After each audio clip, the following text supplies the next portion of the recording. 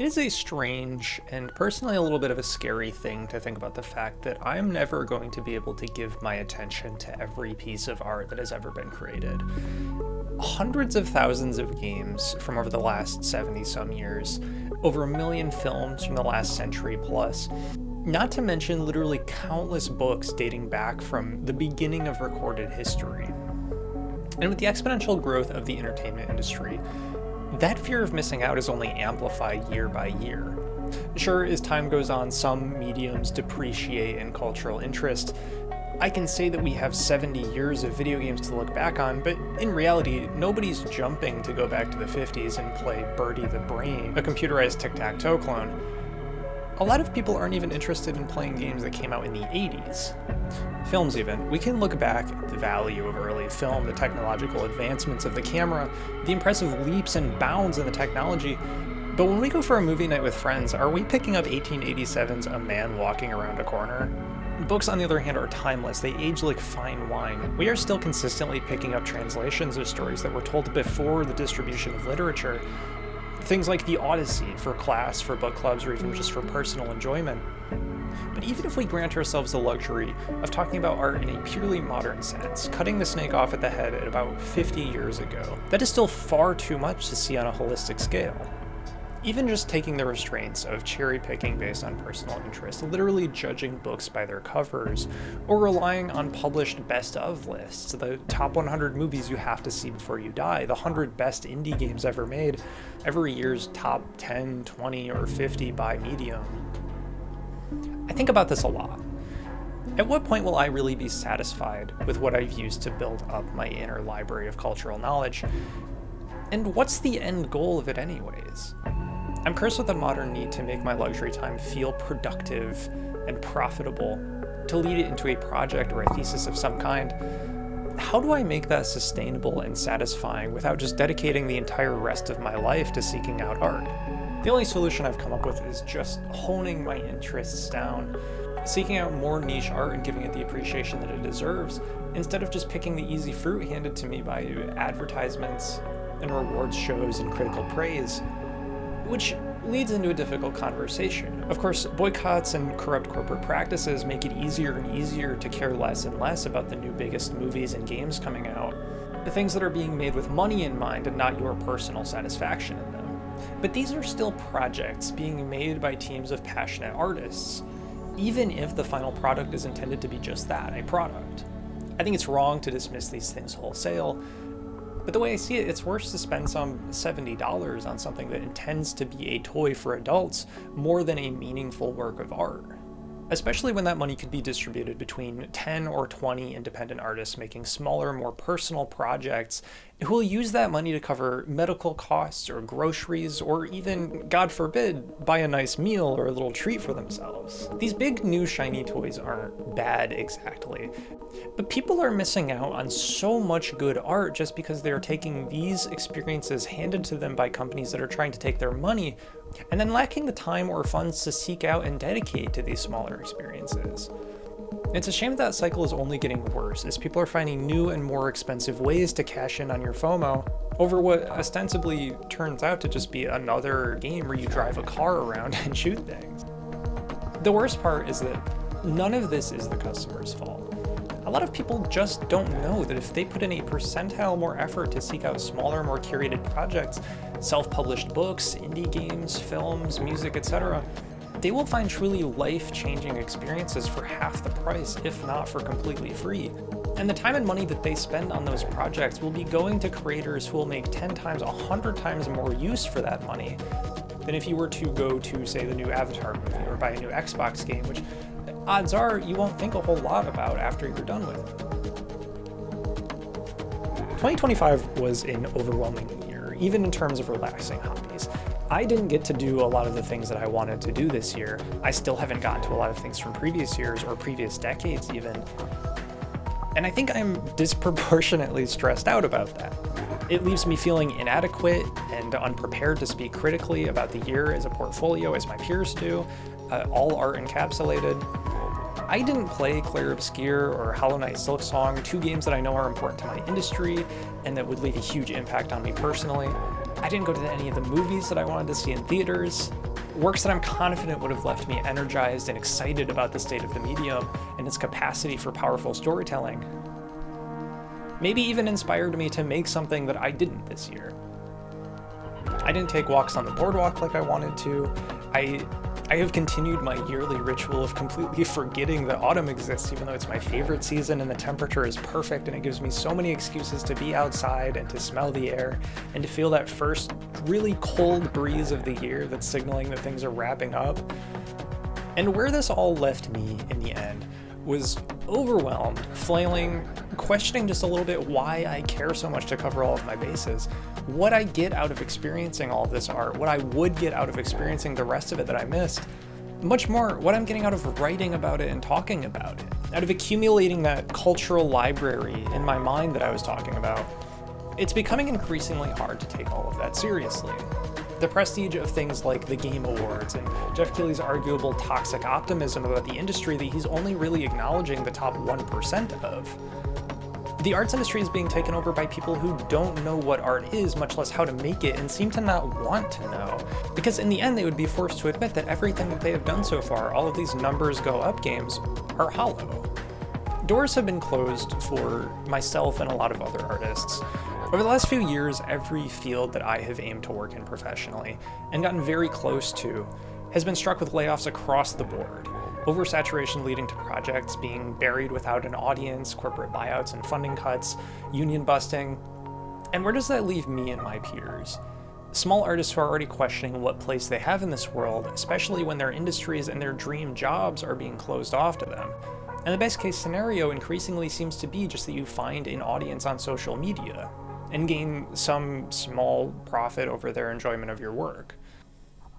None of this is new, but it's leaving me with a compounding sense of dread. What's the end goal for me or for anybody else doing what I'm trying to do if we can't find professional work and have to make something for ourselves on such a small platform that's been afforded to us? Is there a merit in having played the most games, watched the most movies, read the most books, to be able to curate a perfect library of recommendations for anybody? To find ourselves up there on that stage for something that we've made and has profited against all odds? Or is it just that we gain satisfaction in having the proper media literacy to say that something is good or bad, or valuable or not, or what it's saying about the world today that we can't with our own words? For me, I'm compelled to write about art that I love. I do it without an audience, but even just that hobby is being shadowed by thoughts of optimization, of finding a hook or a gimmick to justify my work and find a broader audience, trying to be hyper-informed just so I can at least pretend to be a professional. And what does that do? I think a lot of young artists, and even quite a few experienced older ones, have this fear of being unable to find a goal for themselves. This idea that you'll never really get a footing, much less hit your stride, before your time is inevitably taken up by something more important that reroutes you. Oftentimes that's just working full-time, being in a position where you feel like any growth is only going to take away more time from your passions. And it makes it harder not to consider optimization at every point possible. Managing your time perfectly, even when it's just finding time to rest yourself. I don't have a solution for that, but at the very least, while we figure it all out,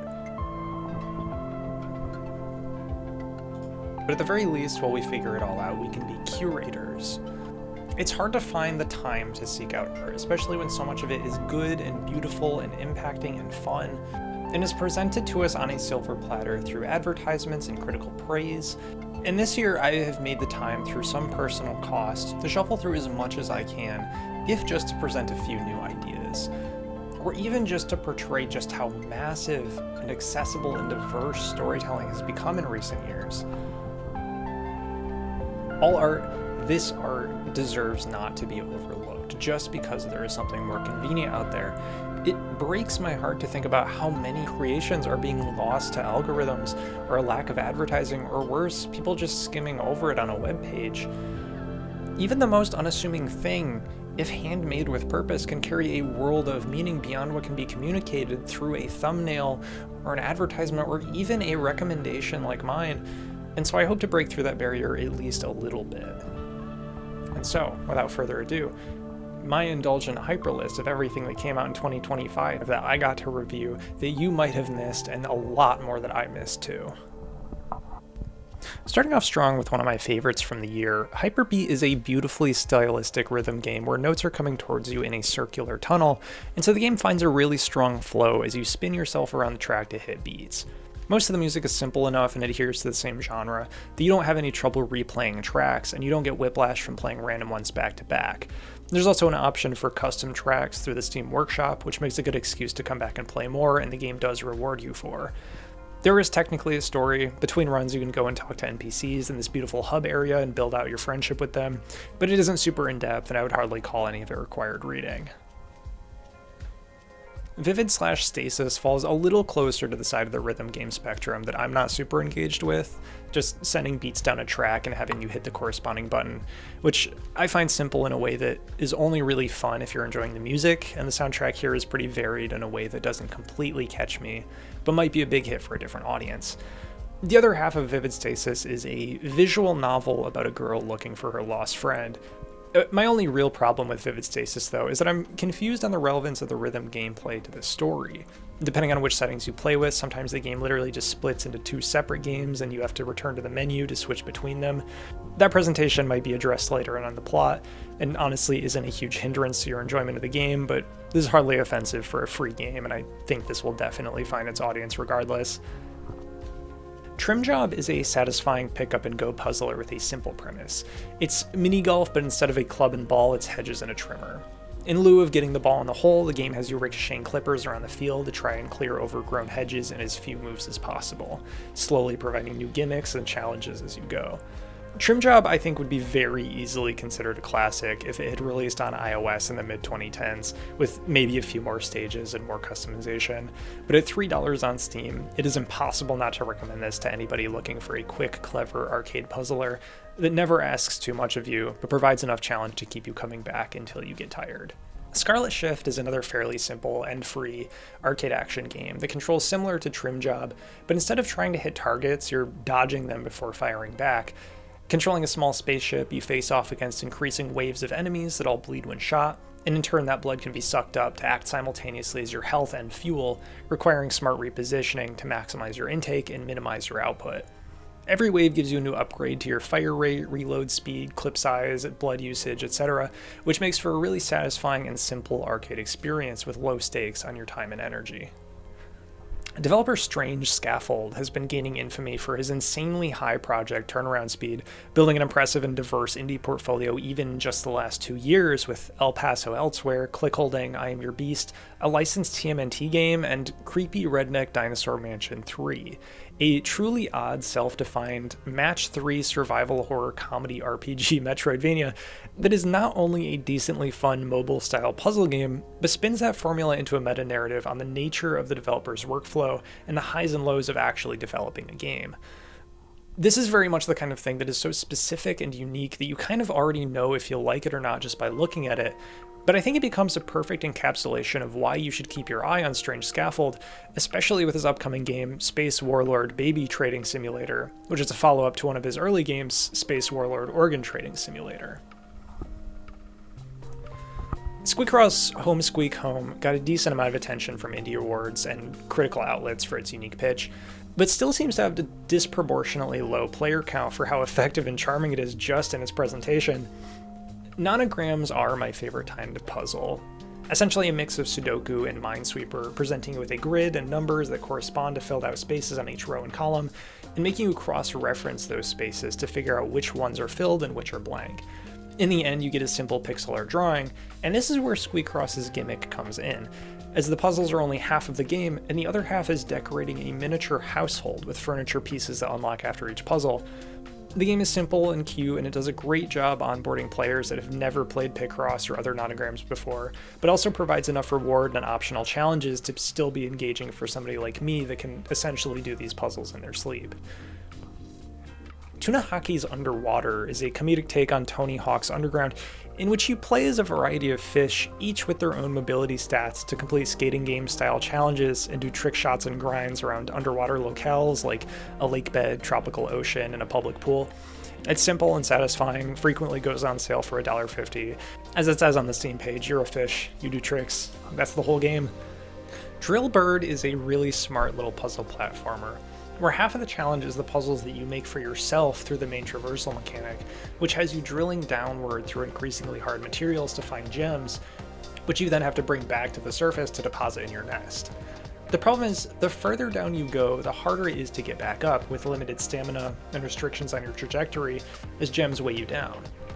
Drilling the wrong block may prevent you access to a gemstone, or worse, prevent you a foothold to bring your gems back to the surface, and Drillbird does some really interesting things with these restrictions, keeping its mechanics engaging for the entire hour or so it takes to beat, on top of providing a consistently rewarding sense of discovery on your descent.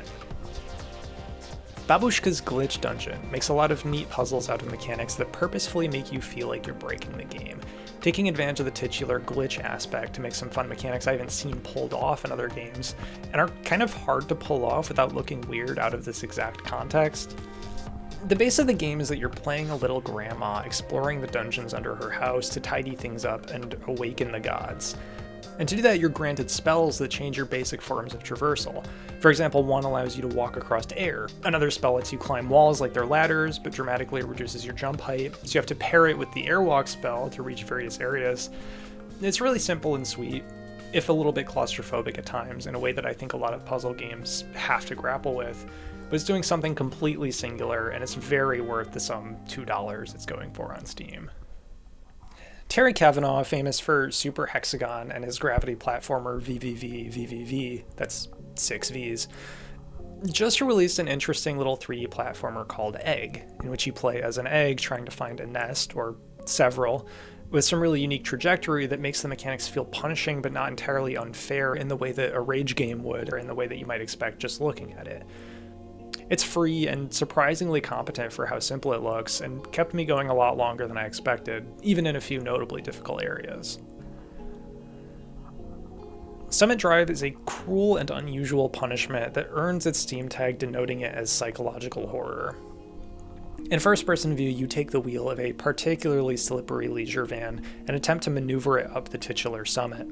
The resulting mechanical experience is nothing short of a nightmare scenario, where your most basic motor control can be taken away from you by a humble inch-tall incline, and the most subtle differences in speed can send you hurtling down a slope that would be fatal in real life. But Luke Kim's infliction of hell simply stands you back up, unharmed, and forces you to drive the distance yet again. A lovely jazz tune plays on the radio as you make your hour-long drive, but I recommend putting on a horror podcast and emulating my experience driving 175 miles in the worst snowstorm I've ever seen while listening to The White Vault. If you can find an equally thematically appropriate narrative, maybe one about Sisyphus and his funny little rock, you'll have a great time with this one. Maybe the least intentionally frustrating of the challenging platformers I've discussed so far, Fall Structure is another free arcade experience where the core mechanic is, appropriately, falling down a surreal megastructure in increments. Much like Summit Drive, this has a nightmarish quality, as your speed is exaggerated and the stage geometry is perfectly crafted to make you slip. And so the descent becomes a fast and loose hurdle from ledge to ledge, trying to mechanize the trips and slips into velocity for the next platform. And if you fall too far, of course, you die and must restart from the beginning. Still, the stakes are relatively low, and the experience is worth at least a handful of sweat-palmed attempts between different routes, before maybe moving on to a custom stage or a different game altogether. Moving into the narrative experiences, Karimara Beneath the Forlorn Limbs is a unique card-based mystery inspired by European folklore, placing you in the shoes of a mute goblin using magical cards to pick up evidence and cross-examine it across a handful of characters occupying a small cottage that's being haunted by an unknown force. It's short and sweet and feels like an incredibly compelling look into a much larger and more intricate world that would make a perfect entry point for future episodic mysteries, as the developer has expressed interest in. I was really surprised this year to see the Midnight Walk come out to such little fanfare. After getting a trailer at the Game Awards last year and presenting such an interestingly handcrafted aesthetic, it's maybe not the most mechanically interesting or narratively gratifying, but this is by far one of the most beautiful pieces of art from the year, mixing clay and cardboard miniatures into a haunting and whimsical world, with light puzzles and a quaint story on the nature of creativity. Truly an impressive work of visual design that deserves appreciation, especially when the fingerprints are so literally visible on every surface, and now is a really great time to be embracing that kind of passion and soul in art. Despelote is another narrative experience that I naturally assumed was getting more public attention, but seems to have surprisingly low sales for it being another Game Awards nominee and having such a unique pitch. The game is a perfect little time capsule of 2001 Ecuador, where the country is as close as it's ever been to qualifying for the World Cup, and soccer is the only thing on anyone's mind, especially the 8-year-old protagonist who wants nothing more than to shirk responsibilities and kick around a ball with his friends. The game does a great job acting as a dreamy interactive documentary, and really sells its sense of place as you walk through overlapping conversations in mundane situations that come together to embody a neatly wrapped miniature spectacle that charmed me far beyond my perceived capacity to care for a soccer story. The New Flesh is a sort of visualizer for the music of Red Vox, acting as a stage for showcasing their musical career within the loose boundaries of an exploration collection game.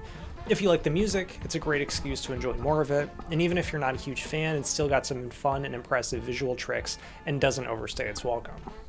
ENA is apparently a much bigger deal than I realized, having only ever seen her in the context of fan art on social media without any provided context, sort of a weird ghostly figure that could be from anything or could just be an artist mascot, and is only ever referenced as a character everybody already knows. Admittedly, even after playing through ENA Dream BBQ, I still don't really know what the deal is with Joel G's clearly very high-effort creative universe, but I do know I enjoyed this peek into it quite a bit. Dream BBQ is technically the first chapter of a larger project, which acts as the latest chapter in an even larger web series, but is abstract enough that I maintain it stands alone perfectly well without any prior familiarity. What really stands out here is the insane amount of effort put into every inch of this experience, with unique hand-drawn animations for every single character, sometimes opening the door into entire cutscenes or intricately crafted areas that the average player might not even see unless they find themselves exploring thoroughly enough.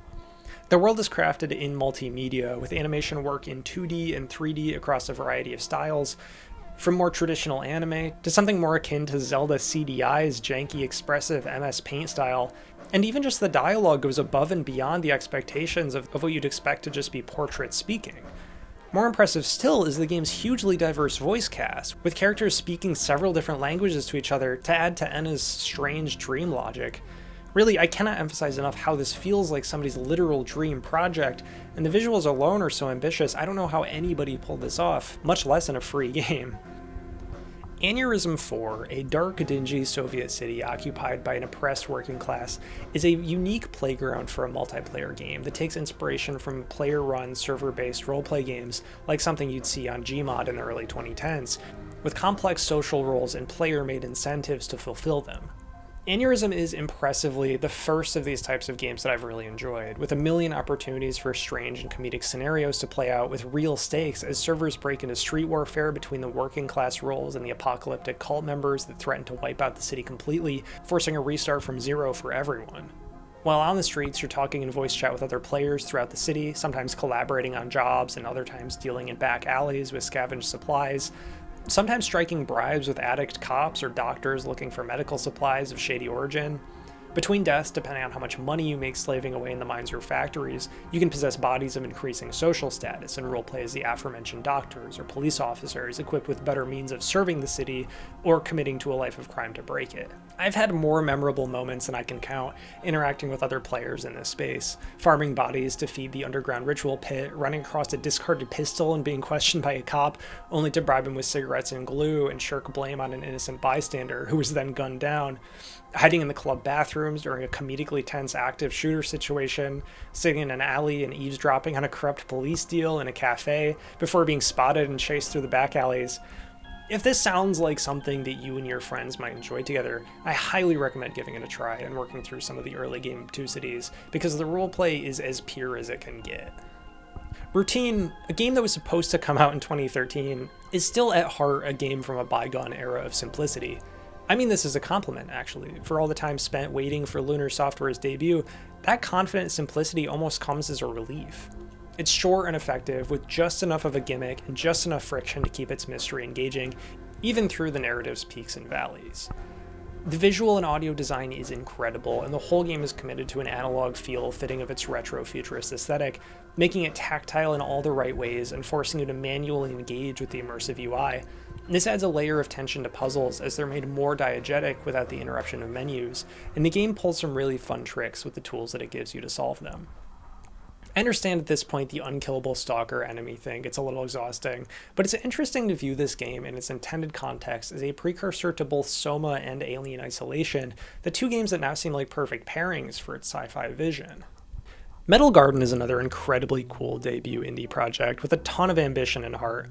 This is maybe best compared to a mix of Halo and the manga Blame, setting you inside this sublime, overgrown, brutalist megastructure, and establishing this incredible sense of scale by guiding you through a nice variety of micro and macro set pieces to make this space feel so much more colossal than you can possibly convey through game logic. There are some really incredible holy shit moments that have you crawl through a claustrophobic pipe system into a massive chasm lined with structures that clearly have some purpose in the technological ecosystem, but are way too big to parse in terms of function, and instead have to be treated as a horrifying means of traversal as you test your jump pack over gaps that feel way too wide to bridge. Architecturally, it feels somewhere close to a Team Ico project. Like jumping through these huge castle spaces in The Last Guardian, it's technically a shooter, and it has a really cool damage system that takes away minor functionality if you're hurt enough, skewing your aim with a shoulder injury, or giving you a limp, or taking your reticle away. But I think the game honestly holds up perfectly well in either story mode or with the combat handicaps turned on, and treated as a sort of tour through a really well-designed space. I'd love to see more games take on this kind of setting and atmosphere without just being a platformer. As well as that works in something like Fall Structure, it creates a really unique sense of awe around just the implications of being inside this environment. There's a chapter just called Planet Surgery, it's so sick. Lunacid very quickly became one of my favorite games for its unique revival of the Kingsfield-style action exploration genre, making it a lot more accessible while still keeping the sense of discovery alive in a lighter-hearted, tighter-paced context. It's fitting then for its prequel to return to its roots, developed entirely in the same engine as the original Kingsfield for the PlayStation 1. It's a divisive type of game, mechanically challenging and obtuse in ways that would turn a lot of people off, but I've written extensively about how much value I find in that specific kind of dark fantasy, and how that challenge, not just difficulty, makes a huge difference in the way we view and approach the genre as something mysterious and dangerous and unknown, which lends more satisfaction and triumph without alleviating the tension of the next potential encounter. Lunacid Tears of the Moon is unashamed to fill those shoes, and does so with finesse. For the work put into this project, it is criminal that it is free on Steam, so I highly recommend buying Lunacid and then trying Tears of the Moon if you enjoy the atmosphere, and are the type of person who enjoys the unique friction and subsequent payoff of this kind of thing. Labyrinth of the Demon King is another modernization of Kingsfield's legacy, but skews much more towards Lunacid in its accessibility, and takes more inspiration from horror titles like Silent Hill, Siren, and Resident Evil than FromSoft's more westernized fantasy worlds. There's a little more emphasis on combat here, with pretty generous parry mechanics and dodges, but doesn't let up on its challenge and introduces an invincible stalker enemy for the majority of the game to keep the power dynamics more regulated. I'd say it's way more hit and miss with some of the ways it diverts or iterates on its inspirations, but if you like the aesthetic, it's definitely worth a try, even if you're not exactly motivated to finish it. Gorgon's Garden is a fun take on the idea of a dead MMO, placing the player at a home computer with a series of desktop applications, which you can browse at your leisure, and form an interesting little alternate reality game, as you swap between a cracked version of an old popular MMO that's just been posted, and the forum site where fans are congregating to talk about the re-release and share hints. It's short, free, has some interesting puzzles, and a unique aesthetic that makes it worth spending some time in, even if you don't see it through to the end. In a similar vein to Gorgon's Garden, Vile Exhumed places you at a PC monitor with the goal of uncovering a mystery linking its owner to a missing horror actress. On the way, it becomes a grisly examination of misogyny and parasocial behaviors in the industry, and the dangerous line between the genre being an outlet for fun creativity and abusive behavior. This one is a little bit more divisive than Gorgon's Garden, just naturally with the subject matter being less playful, but it's free and makes an interesting narrative through the same ARG elements, requiring you to browse forums and find password hints in old emails to unlock new pages, and pays off in some really grim ways. Moving on to some more visual novel type games, Fallout's Death is a super short and simple visual novel with a huge emphasis on the visual aspect.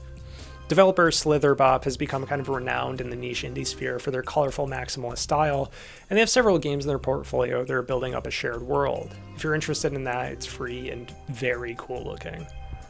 Loner Dog Snuff Puppy Carnage Society is I admit I'm not really the target audience for this, unless we're counting queerness as a sole crossover in our Venn diagram, but it has high reviews on Backlogged, and it seems like the people who like this will know immediately if it's for them or not, and it's free.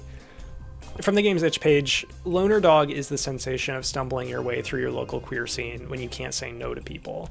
Loner Dog is grotesque, Loner Dog is for those in hiding. It was created for Itch's Toxic Yuri visual novel jam and is absolutely hitting some extreme marks in all of the concepts it's pitching. Another free, cleaner Yuri visual novel, Yuri not just because it's Russian, but also because there are lesbians in it.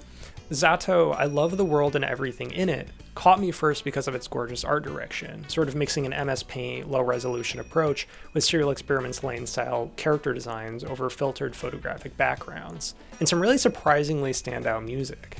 The plot centers around two schoolgirls in a small, close Russian town pre-Soviet collapse, one quiet and shy, and the other seen as an anomalous problem child in the seemingly perfectly ironed upper-middle-class society. It's got a really sweet tone as the two girls slowly get closer in the weeks and months leading up to one going missing. And the game does a lot of flirting with the idea that something cosmic and more cerebral is going to start bleeding into the story, as the artistic inspiration might imply alongside the game's tagline, "Transmit your signal to the universe." As of recording, I've only played a little past the first hour, but it's definitely one I'm prioritizing going into the new year, because I'm just so sold on the atmosphere and where the story might go after establishing the core conflict. Mahoutek is maybe the perfect cap for the visual novels segment. It's super simple and cute and has a similar MS Paint visual style to it, charmingly messy and taking more after Mahou shoujo anime than Z.A.To's cerebral inspirations, hence the name. The plot is focused on a girl trying to find work so that she can afford a new anime figurine, who ends up applying for a job as a magical girl, and things very quickly spiral out of control. It's cheap, only a few hours long, and has some really good humor to it, but I actually want to recommend the bonus episode Coffee Doesn't Exist After All, in which the crew gets stuck manning a cafe after insulting the barista and come to realize just how complex service jobs really are. In my opinion, it nails its comedic timing a little better than the main story, and also just hits home as both a longtime barista and artist, having to deal with customers on both ends who just don't understand anything about the complexity or finesse required for the workload, and constantly devalue your efforts by comparing artisan coffee to Starbucks, or ask you to draw something that looks like Rick and Morty, when that's nowhere near what you do. Anyways, it doesn't matter. Mahoutek, good game, very cute and funny. This one is taking some really big swings, and whether those hit or not is going to be dependent on whether or not you enjoy a handful of things. Metro Gravity is an ambitious and impressive 3D gravity manipulation puzzle Metroidvania with rhythm combat, and effectively plays something like if Gravity Rush took place inside a giant labyrinthine Breath of the Wild shrine. That's a lot of words for one game, and optimistically that makes for a really flooring debut indie project, but it can also be as exhausting as it sounds if you're not already sold on everything it's pitching. Playing with two inherently disorienting genres makes its physical space less approachable, adding on the clever puzzles that might not be everyone's cup of tea, and the rhythm combat mechanics are competent but had me skipping most of the optional encounters after about an hour. It is gorgeous and unique, but might be a little too niche to pick up more than a small dedicated audience. If that's you, please give it more attention, otherwise maybe try the demo first, it's free on Steam. But all in all, it's a baffling debut indie. Culebra and the Souls of Limbo is a game I'd funded on Kickstarter a few years ago, and it's been really satisfying to see its development in short bursts, promising something close to a mix of Paper Mario and Majora's Mask with a focus on puzzle gameplay and a light time loop mechanic. The game has you traveling through Limbo to help spirits move on to the afterlife proper, solving puzzles to break them out of the time loop so they can get resolution on their interpersonal issues. In the end, I think the finished product is a little messy and leaves some of its mechanics undercooked in favor of just finishing its story, but it excels in its gorgeous visual style and it makes for another really impressive debut from an indie studio that I'm really hopeful gets to make more projects like this in the future. Another free game punching far above its humble appearance, Poco is handcrafted with paint and digital clay to make an eclectic point-and-click adventure game about a small clown-like creature exiled from a large circus-like creature and forced to scavenge from rocket parts to find its way back home. A common turnoff with point-and-click games, especially for a modern audience that might not be familiar with them, is the idea that the puzzles are confusing or just nonsensical. And Poco goes above and beyond to make his puzzles engaging without ever making you feel stuck, often providing several other leads to follow in the meantime, which may or may not lead to more mysteries if not satisfying answers. It's got a great payoff, very charming characters, and just an absolutely wonderful visual style. Moving into some RPGs, Trenchface is sort of grimy and gritty, both visually and mechanically, in a way that I can see being pretty divisive, and didn't entirely work for me personally, but in concept is a really cool pitch for an RPG Maker game, placing you in the shoes and mask of a soldier in the trenches, with the latter literally locked onto their face and threatening to kill them. It's seemingly taking a lot of direction from games like Fear and Hunger, that are placing a heavy emphasis on tight resource management and punishing combat, but very much toes the line in trying to finesse that very nuanced difficulty, and doesn't exactly feel satisfying in the same way as its inspirations do, taking a little bit more of a plunge into frustrating. I honestly wasn't super hot on it after having to redo the first area beat for beat a few times over, and directly comparing it to Fear and Hunger, which had me restarting way more often and feeling way more rewarded for my time, this drops its momentum really quickly in a way that does do more harm to it than I can see being worthwhile. On the other hand, it has a really interesting visual style. Formless Star is the second game from Splendid Land, developer of one of the funniest games I've ever played, Franken. I would call this something of an experiential game, as you're tasked with exploring a planet that changes every time you step out into it, tasked not with collecting, but simply documenting 60 native species across various randomly populated biomes. Samantha Splendid Land is just a fantastic artist, and the colors and shapes and motion of this space are delightful. It's free on itch, and I highly recommend at least spending a little bit of time with it. And then going and playing Franken, which is also free, also very gorgeous, and, as I've established, one of the funniest games I've ever played. Two more free entries in my list, Parlor Mall and Harvest Mall, are the latter half of an ongoing series of experimental games by Cam Collins, creator of the World of Copper Odyssey, which I'll talk about in a minute. The Mall series is hit or miss mechanically speaking, but the real topic of conversation is the art behind them. Cam's art is singular in a way that's slowly become my biggest inspiration this year, exploring the world of the canvas between a series of comics and RPG Maker games, portraying a printmaking studio and its artists, as well as outsiders to the studio in the Mall games that expand on this surreal world. The most recent release, Harvest Mall, is an abstract take on a farming simulator by way of idle game, tasking you with populating floating islands by walking over tiles to plant seeds, and then walking over them again to harvest the crops after a certain amount of time has passed. After accumulating enough crops and subsequently money, you can unlock paths to new islands and continue the process in new environments, including a strange metal garden, which was also a great game that came out this year, and a casino garden. Parlor Mall is my favorite of the Mall series, granting a strange look into the military hierarchy of the world by placing you in the shoes of a nameless recruit who must descend into a series of dungeons called parlors to secure mysterious documents, and eventually literally earn a name for yourself. It's surreal and difficult in a way that I found alluring, pushing you forward little by little as you get stronger and more capable, and has an interesting mashup of Cam's own art with sort of traditional RPG dungeon tiles. It's not terribly long and goes some interesting places, and I really like the real-time combat mechanics that it's playing with. And honestly, I'd be really interested to play more games that are iterating on this formula with a similar style. The last on my list, and my official game of the year 2025, at least for now, is Cam Collins' RPG Copper Odyssey 2. To me, this game is an utter triumph of creative expression, accomplishing what only the best indie games are capable of, and emulating the feeling that you've picked up a life-changing zine at an art fair and realized that, wow, I really want to make something like this someday. Where the first game's relatively low renown feels criminal, Copper Odyssey 2 only having some 20 reviews on Steam feels like nothing less than a divine sin to me. It is pure uncut creativity put into a game that should be considered in the same breath as other RPG Maker classics like Yume Nikki and Off and Hylix. Cam's art is out of this world, and this is hitting all of the best marks of a weirdo indie RPG, feeling messy and handmade in all the right places, and without too much friction that might halt your enjoyment of the art. This is also one that's kind of hard to recommend to people. I think some players might be turned off by screenshots or by the idea of it being a sequel. implying a barrier to entry by requiring some familiarity with the world or characters, but it's completely standalone from the first game, and I think can be appreciated perfectly well as just a piece of art wholly its own, or as a smaller piece in Cam's broader narrative on this surreal world. I was just floored by how much I was finding in this game's visuals and the charming writing. Celeste is an all-timer character for me, and if nothing else, it's just so inspiring to see an artist hitting their stride in the way that Cam is with his recent portfolio.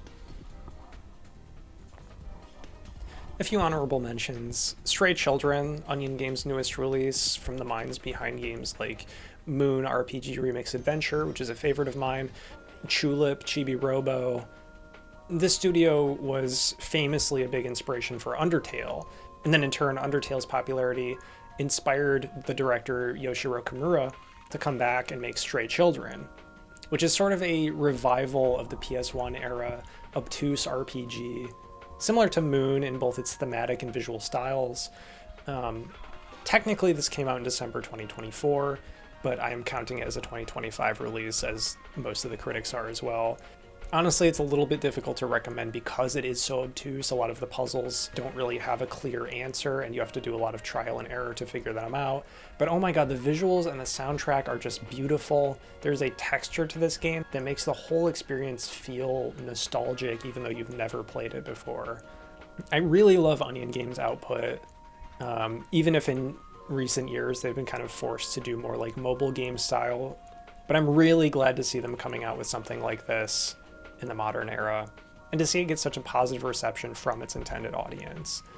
There is a lot of history behind this game, and it is very interesting to me specifically. Another one that's a little bit bigger, because this is an Atlas game but didn't really get a lot of attention, is the remaster for a PS2 game, which I don't remember the name of because they changed it. This is Raidu Remastered, The Mystery of the Soulless Army. It's a Shin Megami Tensei game, but taking place in post-war Japan, following the footsteps of a private investigator who is also a demon collector.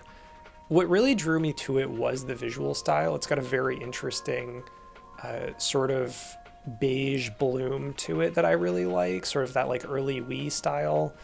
The narrative seems to be going some crazy places. I haven't gotten very far in it, but Rasputin just showed up like from Russian history, so that's something. I think really the fatal flaw of the SMT games, at least for me, is just that some of the designs are sinfully ugly, and the game is pretty slow in a way that has you wondering why you should keep going with it past just making your numbers go up. I'm definitely going to be playing more of this in the new year. I only got through the first chapter, but I am really interested in it taking a more historical context, especially post-war Japan, and I'm really interested to see if it goes anywhere with that, because it hasn't so far, at least politically. But, you know, Rasputin's here, and he has demons. That's kind of crazy. Another one that is technically a bigger release, or I would think it was a bigger release this year, is their remaster and technically the first English release of the game Off, which is one of my biggest inspirations, one of my favorite games of all time. And this is a very cool both modernization and also official release of this title, with a lot of new art by the developer Mortis Ghost, a lot of rewrites of dialogue to make it flow a little bit better, to add more lore implications. There's new areas, new bosses, and oh my god, the new music is so good. I think there was a point of contention with the idea that he's rewriting or overwriting the original game in this one by adding new tracks by Toby Fox to replace like old battle music. I think it works perfectly well, and this is a game that I think everybody should play if they have any passing interest in the RPG genre, especially weirdo indie RPGs like this one. It's a really interesting narrative, goes from really unique places, and the art, I cannot emphasize enough just how good Mortis Ghost's art is and how well it plays in this setting. Plus, it has a sort of revamped battle system with very simple like rock, paper, scissors mechanics to make it a little bit more engaging than the older, more just like damage trade mechanics. I think it's super effective, and I'm really glad to see this game get more attention just in the modern age. Anyways, that's my playlist out of the way. Coming up, I have a supercut of every game that I missed that I think deserves more attention. I did some deep digging, and some of these are incredibly niche, and I know I missed a ton, so if you have more, please give me a list in the comments. And if you end up picking any of these up and enjoying them, let me know, because I'm really interested in bumping some of these up on my own list, but God, it is so many. There is so much that came out this year. So anyways, enjoy.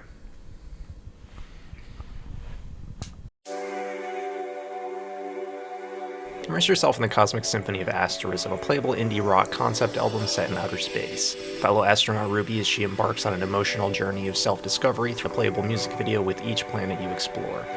Butcher's Creek is a first-person melee horror game where you use rusty tools to brutalize a gang of serial torturers in the remote Appalachian forest.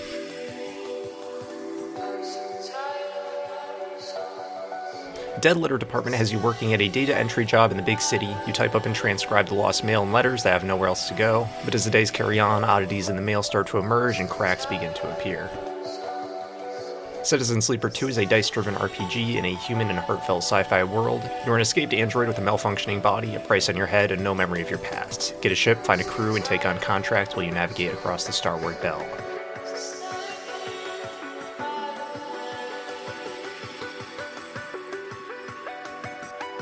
Join forces with the psychic director of the Urban Myth Dissolution Center and solve a variety of cases involving cursed relics, rental properties with shady histories, and dimensional anomalies. Monstrous oddities and otherworldly planes abound in this occult mystery adventure game. Build a biometric data harvesting empire from scratch in Face Miner, the hardcore thriller clicker set in 1999. Classify data, upgrade mining infrastructure, and scale up your AI surveillance empire to obscene ends in this creepy narrative-driven incremental management sim with a dystopian twist.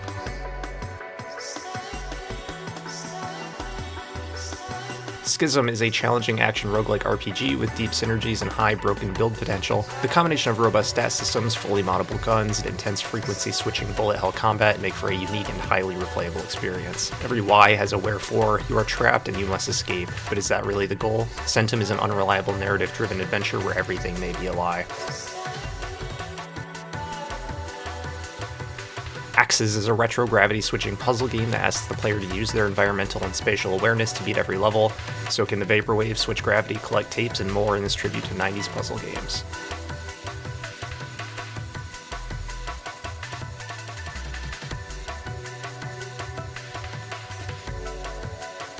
In the facility, each step, each shot, each mistake costs precious energy. Rendered entirely in black and white, this mystery can be unraveled. The puzzle can be solved. Don't ask who tried to solve it before, do the job. Find oxygen and sleep. Go deeper.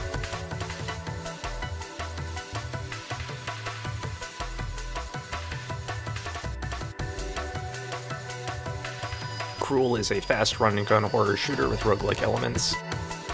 Dragon Ruins 2 is a minimalist idle dungeon crawler for tired people. Lush Foil Photography Sim is a tranquil exploration and photography experience set across a vast selection of faithfully detailed landscapes.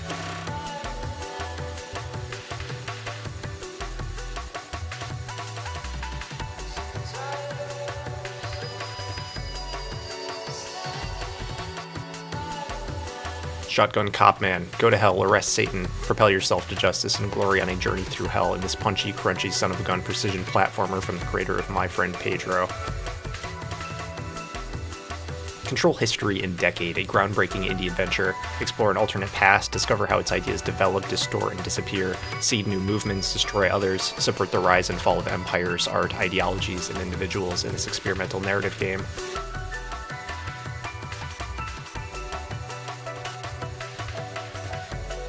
In this 2D top-down adventure, you'll explore a sprawling urban landscape, reinterpreting your surroundings through your mastery of yo-yo tricks, navigate the city's many districts, fight rival crime bosses, and regain the influence of the Pipistrello family in Pipistrello and the Cursed Yo-Yo.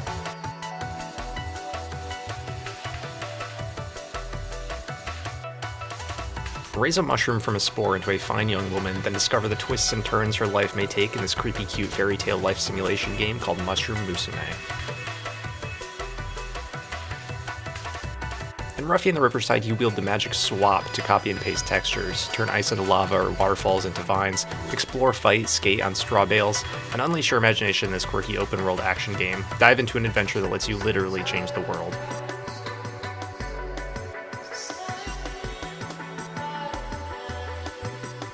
Shooty Robot Invasion is an absurdist FPS interactive fiction game where you murder stupid robots, chat with idiot people, and explore a painstakingly hand-drawn and highly animated world. Y2 Roll is an N64-style minimalistic physics-based arcade-style marble rolling game that will take you back to the turn of the millennium.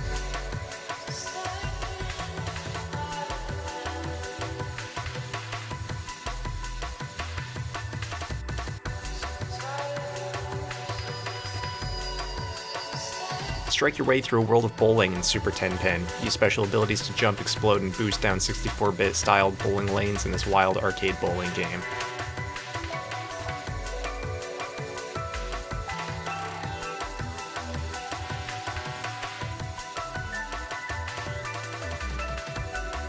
Torso Tennis is a grid-based action roguelike with auto-battler-inspired synergy systems. Break the game and become a tennis god.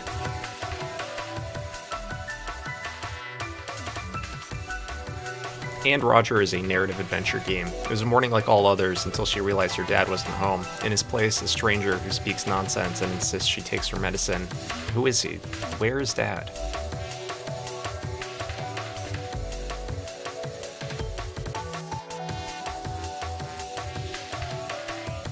Dive into Wheelworld's Cat, a rider chosen by ancient cycling spirits, race elite teams, trick out your bike, and perform the long overdue Great Shift ritual to save a universe on the brink. Your bike is your destiny.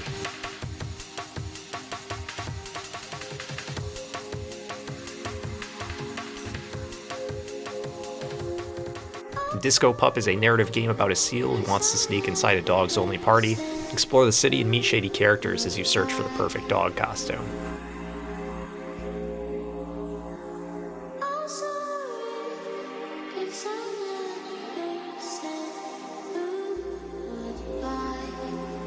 One-Eyed Licho is a grim first-person horror adventure set in a world inspired by dark Slavic fairy tale. Explore an unsettling and twisted land set in 19th century Russia in your endeavor to escape your own evil fate.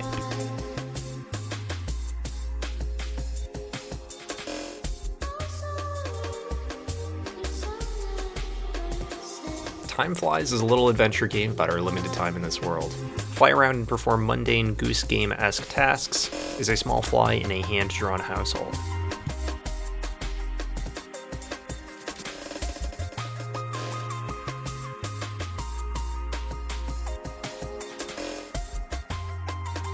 Pass through the threshold and enter a world born of memories. Defend yourself with a camera while solving death's mysteries in a reverent evolution of 90s survival horror, integrating both fixed cameras and over-the-shoulder perspectives in Heartworm.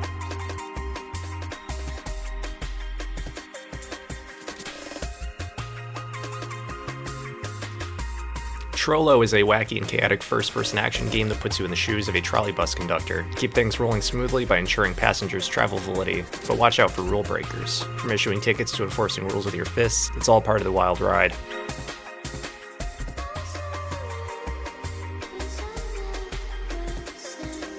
Mortal Sin is a chaotic, blood-soaked roguelike where skill is power and overconfidence is death. Carve through procedurally generated nightmares with brutal melee and flashy, satisfying combos.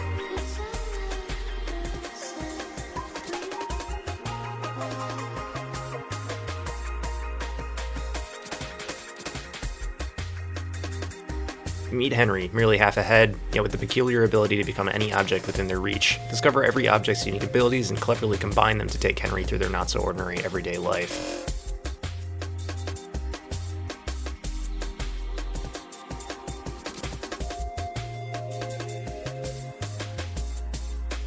In Pigface, you wake up with an explosive headache and a pool of your own blood. Your exit, a terrible woman whose awful past has finally caught up to her. Fulfill contracts for the people who drilled into your skull. Guns blazing, slow and tactical, it doesn't matter. They know you'll do whatever it takes.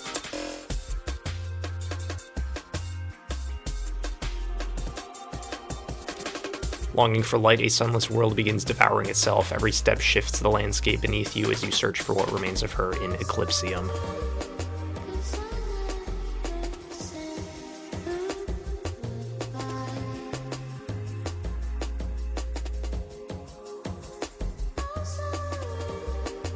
Blood Thief is an ultra-fast-paced melee dungeon crawler where you use momentum to parkour through hazardous dungeons and brutally slash through enemies, speedrun through haunted crypts and castles, and learn what dark secrets lie beneath.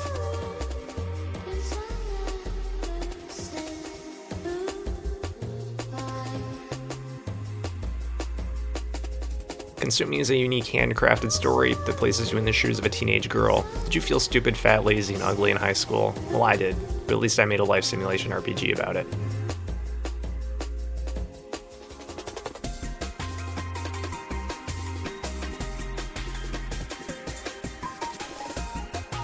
House of Necrosis is a turn-based horror RPG with retro 32-bit 3D graphics. Survive the horrors of the mansion that changes every time you enter.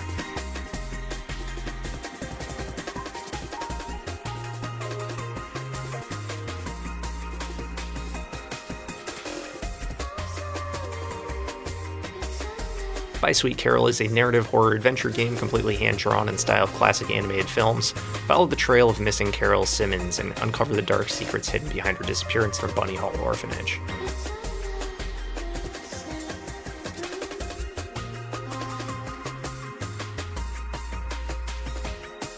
Morta is a non-linear FPS adventure through the strange and otherworldly. Explore a vast selection of unique environments, slay an enormous cast of bizarre creatures, and upgrade your arsenal of multifaceted weapons.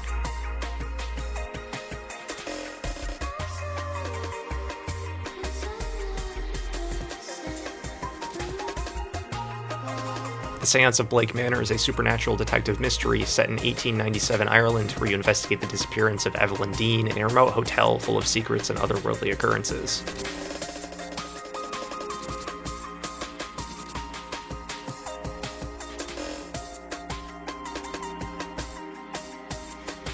Silly Polly Beast is an otherworldly story-driven shooter with aggressive gunfights and terrifying monsters. This is a story of a girl who, by the will of fate, faced the beast, and in order to become free, she was forced to study its nature. How far can you go in the fight for your freedom?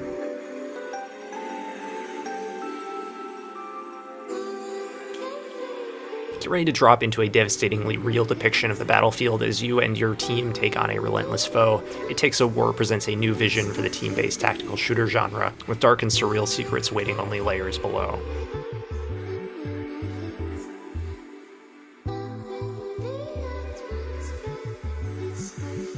Verho, a dark RPG following the tradition of the Kingsfield series, takes place after the catastrophic era of solitude, where masks have become the only protection against the curse of faces. Travel to the land of Yariv, find the source of this scourge, and face its dangers.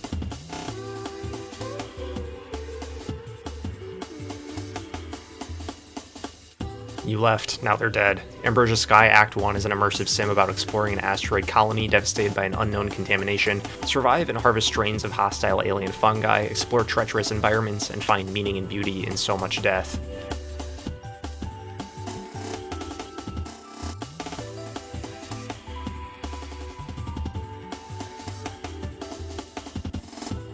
Shoot, slash, and weave through bullets and enemies in the story-driven arcade shooter Birdcage. The Radon daughters have launched their ultimate weapon, take control of the experimental gunship Halcyon, and break out of the cage.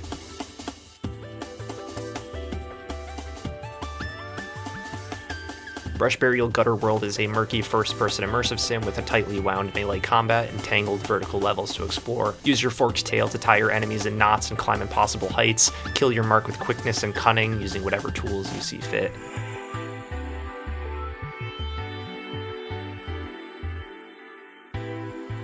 From the creator of Turbo Overkill, Total Chaos unleashes survival horror stacked with mysteries and monstrosities. Scavenge to craft weapons while a voice on your walkie-talkie guides you to the island's depths.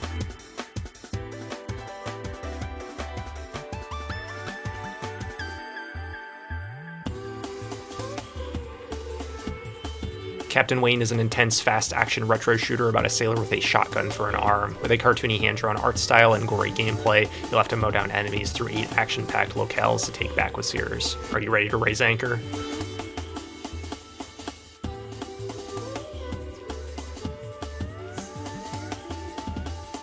A woman vanishes without a trace on a cross-country train. The catch, nobody on board remembers her ever existing in the first place. Nobody except for you. Uncover the story in Detective Instinct, Farewell My Beloved.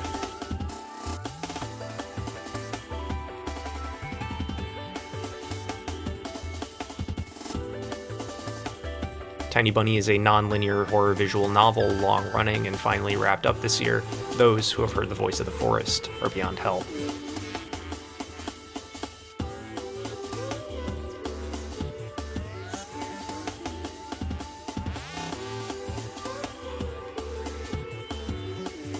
Explore a secret-filled land in this 3D action adventure where every level is hidden in plain sight, travel and fight through a vast unmarked overworld.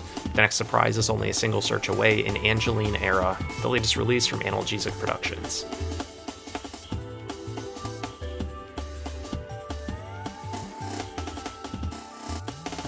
You are a being made of glass and pain, and your only goal is to eat the moon. In Skate's story, ollie, kickflip, and grind your way through the ash and smoke of the underworld as you take on a seemingly impossible quest. Skate fast to destroy demons and save other tortured souls on your journey, from fragile beginner to hardened skater.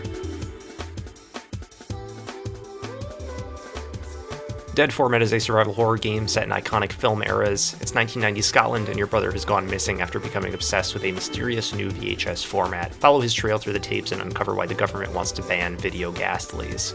Tingus Goose is a delightfully absurd idle game where you plant seeds in patience, bounce babies for profit, and ascend through surreal worlds towards riches.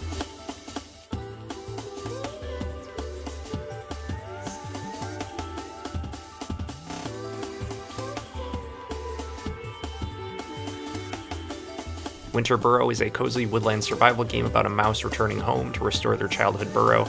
Explore, gather resources, craft, knit warm sweaters, bake pies, and meet the locals.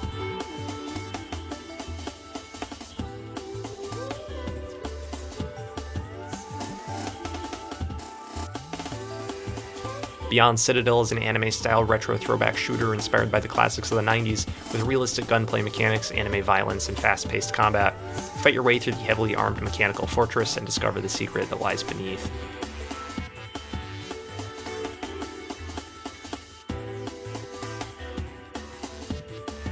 Bits and Bops is a collection of original rhythm minigames filled with catchy music, snappy gameplay, and gorgeous hand-drawn animation. Bits and Bops is sure to brighten your day.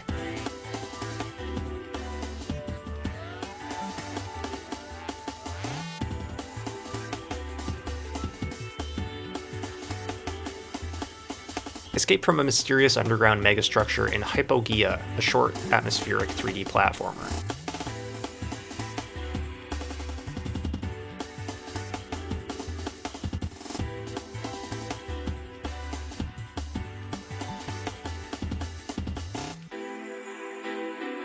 In Bad Bitch Blasters, a mind-blowing, insane arcade RPG, Jennifer takes down the organization and summons the legendary Devourer of Dead in order to wipe the planet.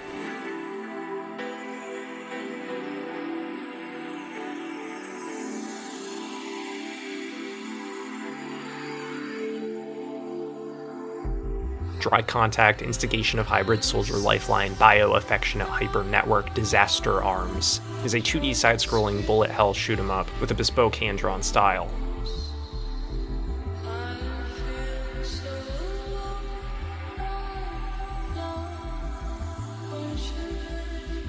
In Dead-Eye Deepfake Simulacrum, embody the ultimate cybernetic corporate agent, master deadly gunplay, time manipulation, supernatural abilities, hack computers, people, even the individual bullets flying at you, confront the future, and die trying.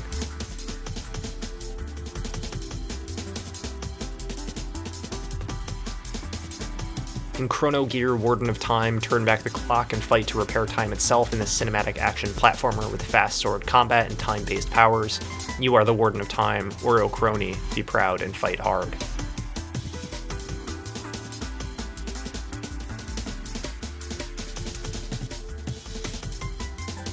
A Bomb Caterpillar's Big Adventure, Ooh is a charming yet mysterious exploration puzzle platformer where you discover creative ways to use bombs.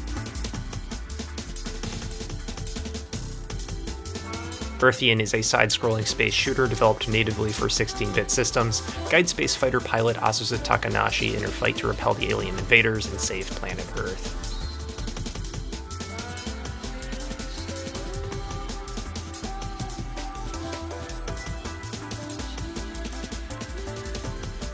In Machina, a little robot digs to repair her world. Dig, build, discover, and mend in a chill stop-motion world.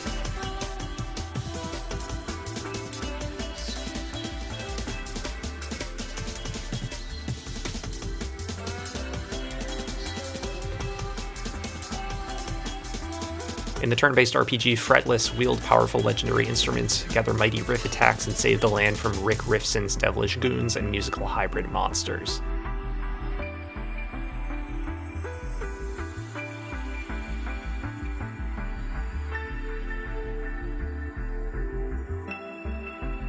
Enjoy summer in Kabuto Park. Catch the cutest bugs, train them, and win the Summer Beetle Battles Championship in this tiny bug collection game. Upgrade your equipment to find rarer, stronger, and shinier little friends.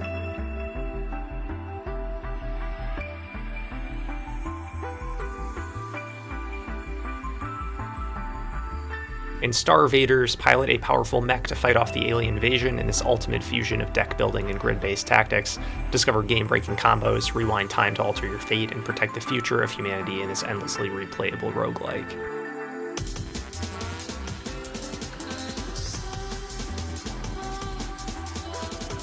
Many Nights a Whisper is a short interactive essay on dreams, pressure, and expectations. Take part in an ancient ritual where one shot determines the fate of a generation.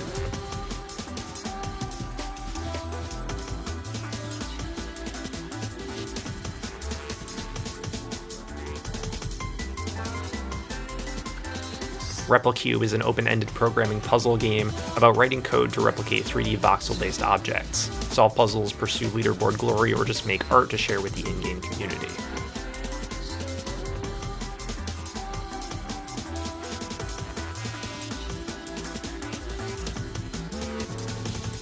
The hardest part is not to speak up, it's being heard. Part video game, part graphic novel, Wednesdays seeks to raise awareness about child sexual abuse through a surprisingly hope-filled story.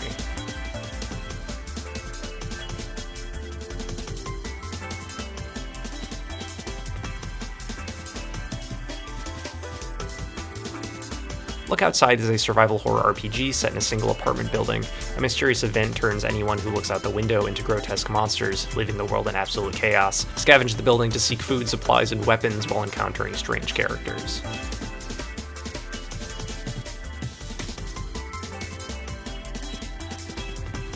In Studio System Zero Guardian Angel, an investigation of a secret film studio underneath their school has led 3 students down an estranged rabbit hole.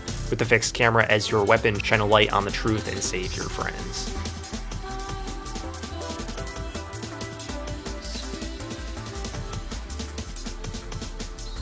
Sick of long queues, unfair matchups, and arbitrary reflex tests? Try Queue Up, the coin-flipping esport. It's 1 part clicker, 1 part multiplayer strategy game, 1 part demented capitalism simulator, and 100% completely random.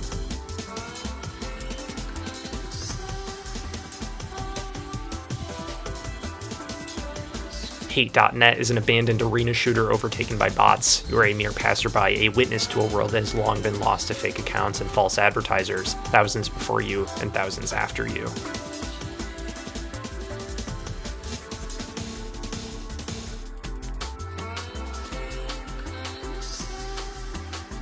Warm Monkey is a poetic platformer of exploration through a concrete jungle, where sweaty monkeys team up and move freely towards the sea. No combat, just survival together.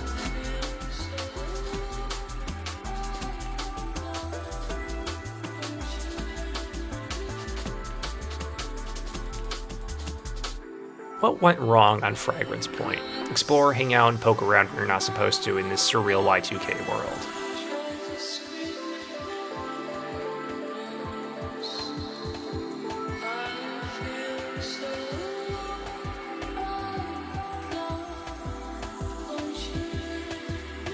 Hope Deferred is a first-person psychological horror RPG. Explore nightmare worlds and search for understanding in this PSX-inspired dungeon crawler.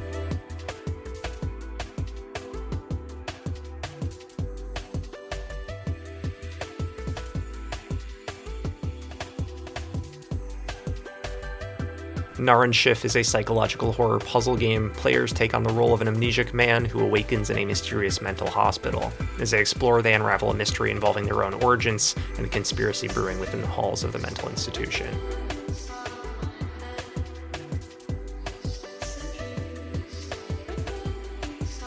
Dyrus Software's Lost 1999 cult classic is back. In Apparatus Examinus, explore its confusing and Stygian world for yourself in this newly remastered edition, being sure to keep a steely gaze on the mystery of its warped labyrinths and crossroads.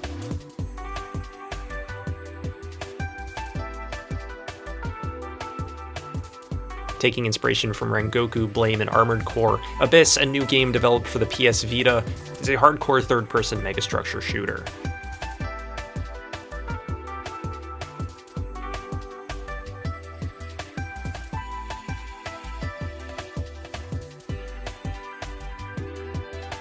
In Pager, navigate a series of surreal office rooms while acclimating to your first day on the job, following strange directives sent to you on your pocket pager.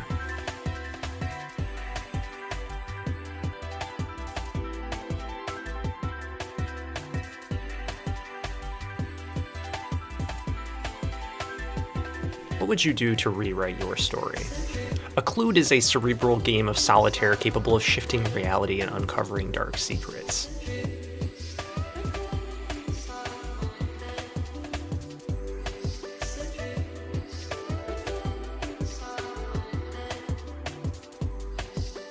Vampire's Best Friend is an old-school styled precision platformer with modern sensibilities and a beautiful, colorful, artistic direction.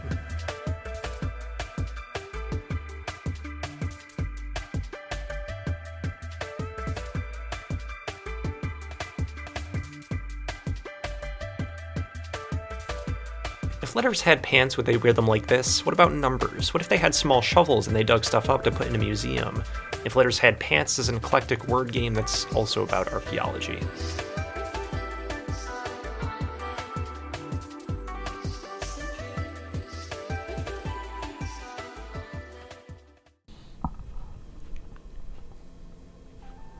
A few other notes. Technically, these are ports of older games, but I really want to highlight Milano's Odd Job Collection, which was just translated to English for the first time and ported to Steam from the PS1 by Hilltop Collective, who most famously did the translation for Boku no Natsuyasumi 2 recently.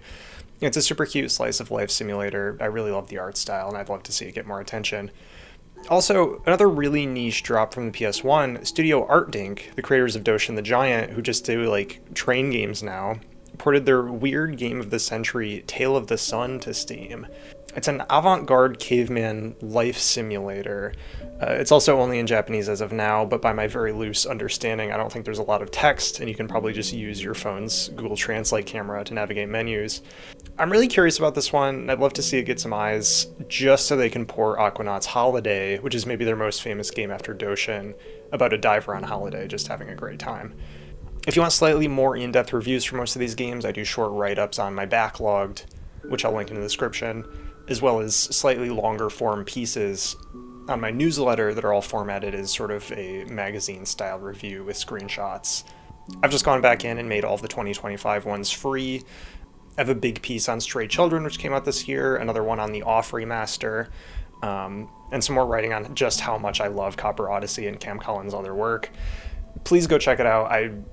I can honestly say I'm much more proud of how those read than anything I've done on camera so far. Anyway, that's my list of games for the year. Let's get on to movies. Okay, so for the film section, I'm being a little bit more generous in the scope of what I'm covering. There will be a lot of bigger things that you've definitely heard of, probably even seen, and here's my reasoning.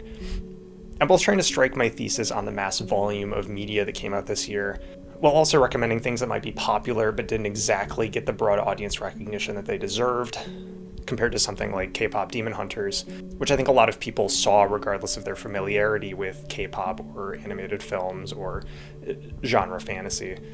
Stuff like the new Avatar movie, which kind of gains the same status as Star Wars or Marvel movies where everybody goes and sees them. People are just going to go and see those things because they're big, but people might not go and see something like more serious, a bit more of an artful experience, and people might assume that that's going to alienate them in some ways, or just be more divisive for the story it's telling that isn't just good guy and bad guy fighting on a green screen. I think people might be worried about not getting something like that in the way that they wouldn't have that experience with going and sitting down to see the new Avatar, which is going to be fun for basically everybody, even if they have no idea what's happening. I think in service of tearing down walls in a general audience's perspective on what is within their reach, it's important to talk about everything that sits just below that blockbuster line and get a more holistic view on why these movies are maybe important and worth your time, irregardless of your connection to them. You could tell somebody to go watch a life-changing documentary that you happen across, and I think a lot of people will look at screenshots or read the synopsis and just think, yeah, this looks okay, and forget about it. Or for example, Marty Supreme, which is a really good, well-directed ping pong movie, but because it's about ping pong and it's just really well-directed, I think a lot of people are going to hear that and just say, I don't know anything about ping pong, maybe that's not for me. So I'm going to start off talking about some of the TV that came out this year, because there was some really good, interesting stuff. Starting with Severance Season 2. Pluribus was great, but I was so surprised to see it take Apple TV's top spot when Severance is right there, and oh my god. It is maybe the best paced and delivered first season of television ever made. Season 2 came out this year, and it takes some fascinating paths to both clarify and deepen some of the mysteries presented in the first season. I think you could argue a few imperfections in its execution. I think a lot of people have already. But conceptually, I am just so satisfied with where it ended up, and the implications this brought to the wider world of the show. There are some real all-timer sequences in here that I have to stop myself from thinking about too much, or I will just have to go back and waste a week and rewatch the whole show. If you want a good conspiracy thriller with a truly impenetrable mystery at its core, this is it. If you have heard anything good about this show previously and you are interested in the least, do not hesitate to watch this. I think anybody could enjoy this regardless of their engagement with stressful television or genre media, and probably just be absolutely hooked within the first episode or two. It's telling a really fascinating and unique story with great chemistry on the cast, a lot of really interesting motivations between characters. It is so satisfying. Okay, I know I just said Severance might be the best TV show ever made. What if I told you that there was a second one that also got a second season this year? Nathan Fielder has kind of become known for his propensity to fuck with people on a cosmic scale without ever breaking character, creating situations that are so absurd that no normal person could reasonably fall for them, and yet he finds people that just dive right in with him in such a serious way. It is both incredibly funny and also really hard to watch, and how awkward it gets sometimes. His most recent show, The Rehearsal, isn't bereft of that awkwardness from his previous shows, but it does very quickly move past the sort of established shock of seeing Nathan fuck with these people, and becomes a really surprising, cerebral, and emotional character study into this like persona he's put on for television that has kind of blurred the lines between his reality and fiction. And the second season just goes through these incredibly impressive lengths to deepen that relationship that he has with himself and with his audience and with the studio that is funding his shows, as well as the people that he is ostensibly taking advantage of for the camera, who are now becoming a deeper part of the show. The second season is a completely standalone project, and it sort of drops the entire concept of The Rehearsal as he's established it in the first season for a much more real story. It's impossible to convey just how impressive of a feat this show is. You really just kind of have to be there, but I promise you, this is a work of art unlike anything that's out there, especially in the realm of reality television. The lengths that Nathan goes to deliver this story are unprecedented on a scale that I would almost call impossible. It is nothing short of miraculous how much funding he is getting for this and where he is putting it. There are entire beats in the plot that I think other TV networks would just drop completely. It is surprising some of the things that they allow on air for this. Truly, I cannot convey how masterful this show is without just telling you to go watch it. I'm going to be thinking about this one for probably forever. I don't think it's controversial to say that the Alien series, at least in its film and TV sequels, just isn't operating on an interesting level anymore for a lot of people. Some of my friends really liked Romulus, the film that came out, I think, last year, and I can see how its fresh take would be fun for a more general audience, sans the whole reviving dead actors and weird CG thing, and being just a little bit generic. But, come on. Alien Earth. When the most Googled question about this show is just, does it get better? You know you're working with gold. When a core element of the show is characters watching and quoting Disney movies to each other, you know you're working with gold. And by gold, of course, I mean gold in the hands of Disney execs who thought this show was a good idea. It just hits really strange, especially when the core cast is adults playing children in adult bodies. I'm kind of confused on where that whole thing is going. I have not finished this show. Again, the most Googled question is, does it get better? And I'm halfway through, and the answer that I'm hearing is no, and I don't really see where it could go that would hook me back in, but it's beautiful. It's a really pretty show. It looks great. If you like seeing the xenomorph kill people every once in a while, I can't not recommend it. I'm just really not that willing to keep engaging with the, like, adults playing children playing adults bit, especially when they're all named after Peter Pan characters. It is immediately so grating, but some interesting alien designs. Some weird shit happens. It's alien. I don't know.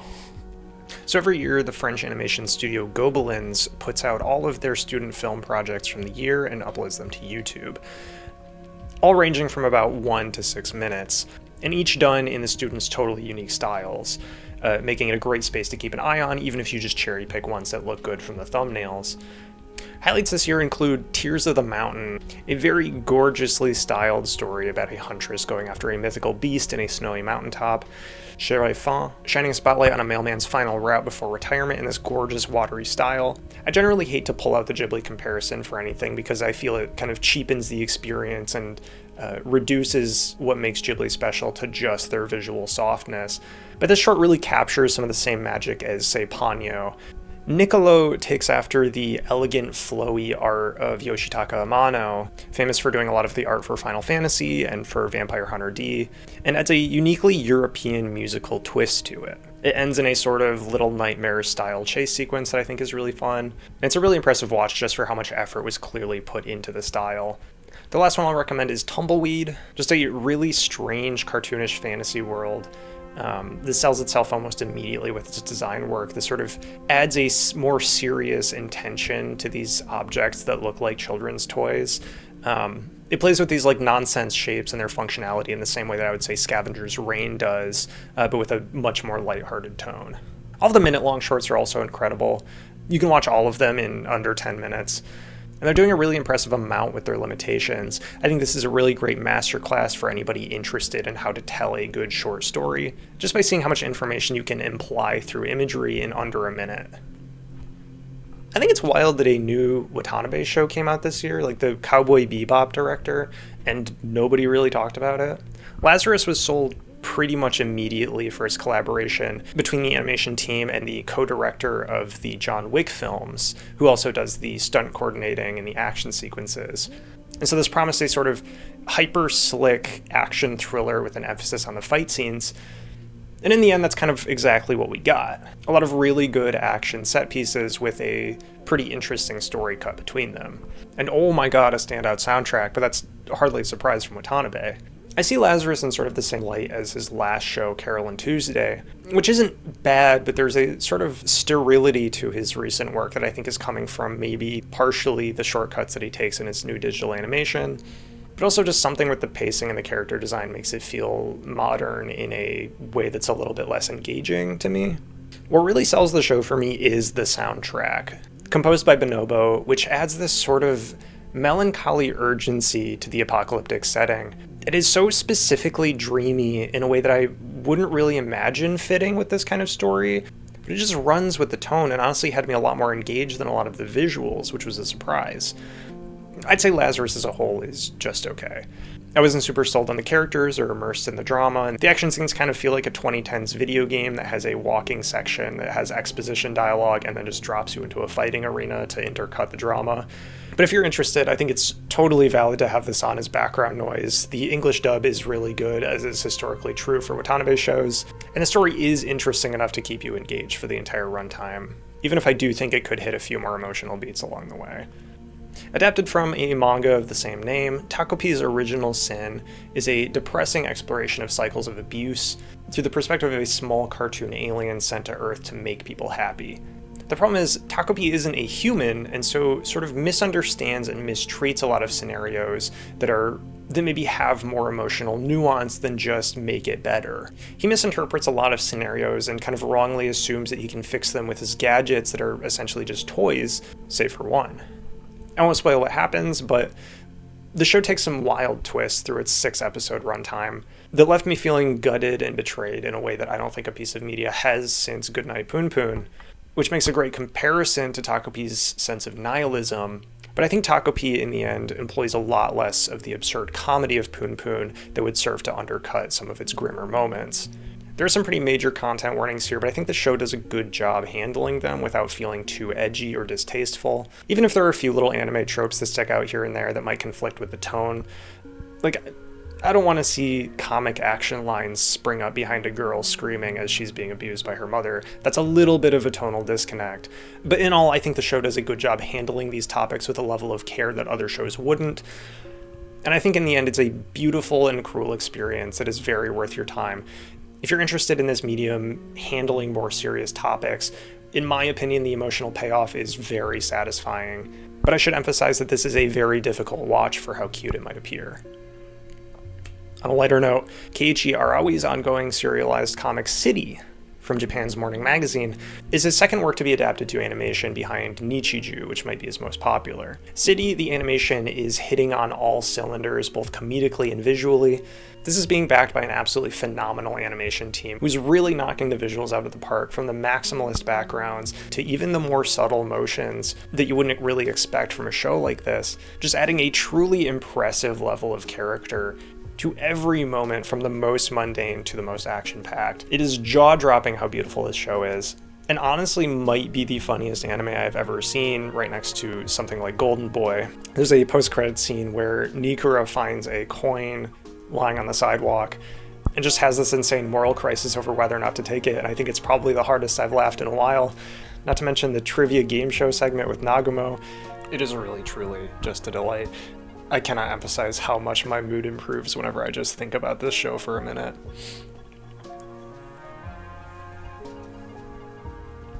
So, Murdy Supreme. Once again, Josh Safdie has succeeded in capturing pure electricity on film. This is the story of Timothée Chalamet as a shoe salesman in New York in the 50s who dreams of leading a global ping pong revolution and lets his ego drive him down a chaotic chain of events leading up to him confronting Japan's star player. Chalamet is firing on all cylinders here, really digging himself deeper with every action in a Coen Brothers style domino chain of unfortunate events that could have been mostly easily avoided if not for his unique drive to come out on top of every situation. It is so incredibly stressful, but it's so hard to take your eyes off the screen until the film finally breaks this enchantment it has on you by just ending. I was smiling for the entirety of this thing. It could very easily be my favorite of the year, but I think it's a really close battle with a few of the other contenders that we'll get to later. From Park Chan-wook, famous creator of Old Boy, Lady Vengeance, The Handmaiden, the guy who kind of made Tarantino's whole career, No Other Choice is a wildly fun story about a man who has recently been laid off after 25 years in his industry, and decides the only option here is to kill off every other applicant who might endanger his chances of getting hired back into his industry. There are a ton of homages to other great films here, a lot of Park Chan-wook's other movies, as well as some truly impressive technical work that I have not seen a lot of other people even try to attempt, and really solidifies Park as one of the greats. I think I was maybe the coolest on it out of everybody that I know that saw it, maybe just because it's a little bit long and messy, but it is so worth tracking down, especially if you enjoy the morbid capitalist critique of something like Parasite. And speaking of Parasite, Bong Joon-ho also has a new movie out this year. Mickey 17 is truly a testament to how long 2025 felt, because I could have swore this was a holiday 2024 movie until I found it back in my diary this year and realized that it came out in March, which is just really putting into perspective how much more happened this year than I even remembered. Obviously, it's not Bong Joon-ho's best movie. I think it falls somewhere in the latter half of the spectrum for me. But that absolutely should not degrade its quality, because it is still an immensely fun and creative critique on capitalist exploitation, with Robert Pattinson probably having the most fun he's ever had in a role, or like 17 roles if you think about it that way. There is some crazy stuff that happens in this movie, not counting Mark Ruffalo doing his best Donald Trump impression and really pulling it off with finesse. Paul Thomas Anderson is also back this year, and in full force nonetheless, with a modern revolutionary tale about the horrors of a military state and authoritarian rule, but also the optimism that stems from a community in resistance, and the fact that fascism is quite simply an unsustainable system when everybody employing it is also working to stab each other in the back. It lies somewhere on the spectrum. It lies somewhere on the same page as the Wolfenstein reboots, working as an effective piece of action, while also focusing on a more emotional core of resistance. It's a really refreshing watch for being such a high budget film, and I think that was a lot of people's critique with it, is that it is doing a more activist story with the budget of the people that it might be critiquing. But it pulls off most of what it's doing with finesse, even if it's compromising some of its bigger elements in favor of a more contained father-daughter story that I think is also very successful and just fun to watch. I'm really hoping that we get more of this energy in the next few years, considering how big of a success this was, just maybe with a more tightly pointed story. Another big hitter this year, Ari Aster is back with Eddington, a really strange and eclectic movie that I can see being divisive for a lot of people, especially coming off the heels of Aster's previous horror films and his recent turn into more social horror. It's a truly modern Western, focusing on a small town in New Mexico that's being swept with turmoil. As COVID is sweeping the nation, there's civil unrest with the recent murder of George Floyd, and all of this is being experienced through the eyes of Joaquin Phoenix, who is playing a shithead conservative sheriff who is so easily agitated and begins a chain of self-fulfilling violent prophecies around his mantra that, well, it might be happening there, but not in our small town. And his absolute political rigidity starts clashing with his sense of community and begins leading him down all of the wrong paths. It is a story on how easily it is to radicalize somebody against a movement rather than for it. It is also just so comedically stressful, on par with Aster's previous work on Beau is Afraid, but I think much more honed in on its message and takes some wrenching turns in its descent into a nightmare of modern conservatism. I think it feels strange and a little bit wrong to compare a gutting documentary like this to a work of fiction like Eddington, but I found Geeta Gambhir's The Perfect Neighbor to be a great real-world parallel to Eddington's more exaggerated extreme political thesis, tackling white conservative paranoia over violent otherness that inevitably spirals down into those same white conservatives picking up a gun and making their nightmares a reality simply because nobody else has stepped up to prove them right in their manic fear of, for example, black kids playing football in a neighboring yard. The first half is a little bit propaganda just by nature of being composed of body cam footage and police interviews with the locals, especially when the antagonist of the story is a crazy white woman, and you start to think, well, the cops can't be that bad if they're handling a situation like this with so much finesse and if they're nice to the kids. But the latter half really nails just how dangerous people like this are in their delusions, and pinpoints a rot in our system that would allow this to happen in the first place under laws like Stand Your Ground. Another pretty serious one, Frontline PBS just uploaded for free to YouTube their documentary 2,000 Meters to Andreevka, which documents journalists' attempts to reach the occupied village in Ukraine by navigating a thin strip of forest that's only 2,000 meters long. But the group goes through great lengths to show just how difficult of a process this is, and just how monumental even the slightest push is, in a desperate attempt to reclaim land that has already been destroyed and will be destroyed again by the occupying forces. It is a very personal look at the specific group of Ukrainian soldiers that are fighting that does a great job sort of encapsulating the broader intentions and also the personalities behind this war.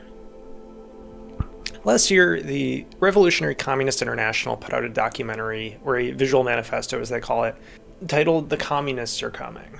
It's free on YouTube, and I don't have a ton to say about it that will convince you of its quality if you're not already down to watch an argument for the benefits of a modern communist movement. But I do think it's incredibly valuable just to have all of this data in one place, explaining very clearly what capitalism is doing wrong for us, with precise statistics and a precise goal as to what the global left can be doing to counter it and make a better, more sustainable future for everyone. There are a lot of misconceptions about what the term communist even means. That classic joke is that communists themselves know the least of all. But in all seriousness, it's really important to understand what the benefits of this system would be and why so many young people today are flocking towards this ideology. And this documentary is just a perfect encapsulation of all of it, touching on what the whole thing is about, the facts and the history behind it on a global scale. Come See Me in the Good Light is a documentary on the poet Andrea Gibson. I enjoyed this a lot as someone who maybe criminally doesn't know a lot about Andrea Gibson, just that the name sounds familiar, and my writing friends have full permission to crucify me for that. I still think this is a much more effective film if you are somebody that enjoys poetry on the regular, but it still hits home with a narrative that I personally feel connected to, which is just how you handle your work when you know you're on a time limit, especially when that time limit is only a handful of years at the best. It's really difficult to see somebody in that space, much more to imagine how you would react being put into the same position, but ultimately spins itself into a hopeful narrative on how you handle that time limit. Whether you're a creative with concrete goals or just want to cap off your life knowing that you've experienced enough self-satisfaction, having achieved a version of yourself that you are happy with.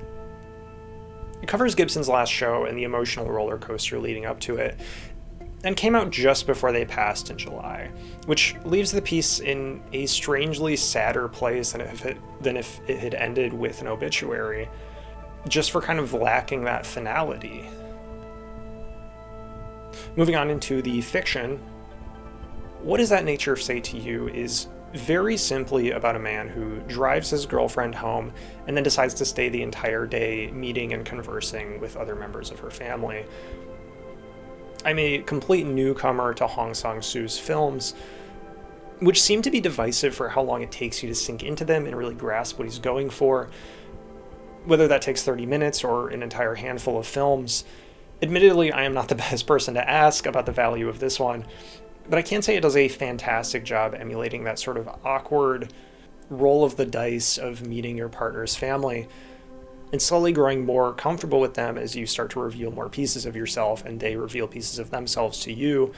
I think it's going to be dissatisfying for people who go into it with the idea that this is going to be a romance, sort of as the description implied to me, but I think this is a very effective character study to a very specific kind of person, and it has this sort of strange, low-budget, ultra-modern parallel to work like Yasujiro Ozu, who films these intricate and nuanced family dynamics played in a vertical slice as something minor changes in their life, something like a new member being introduced or somebody moving out.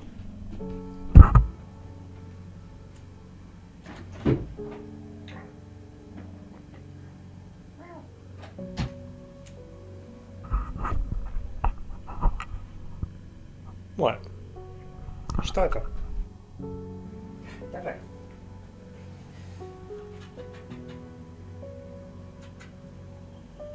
Do you want to read the next one? Okay.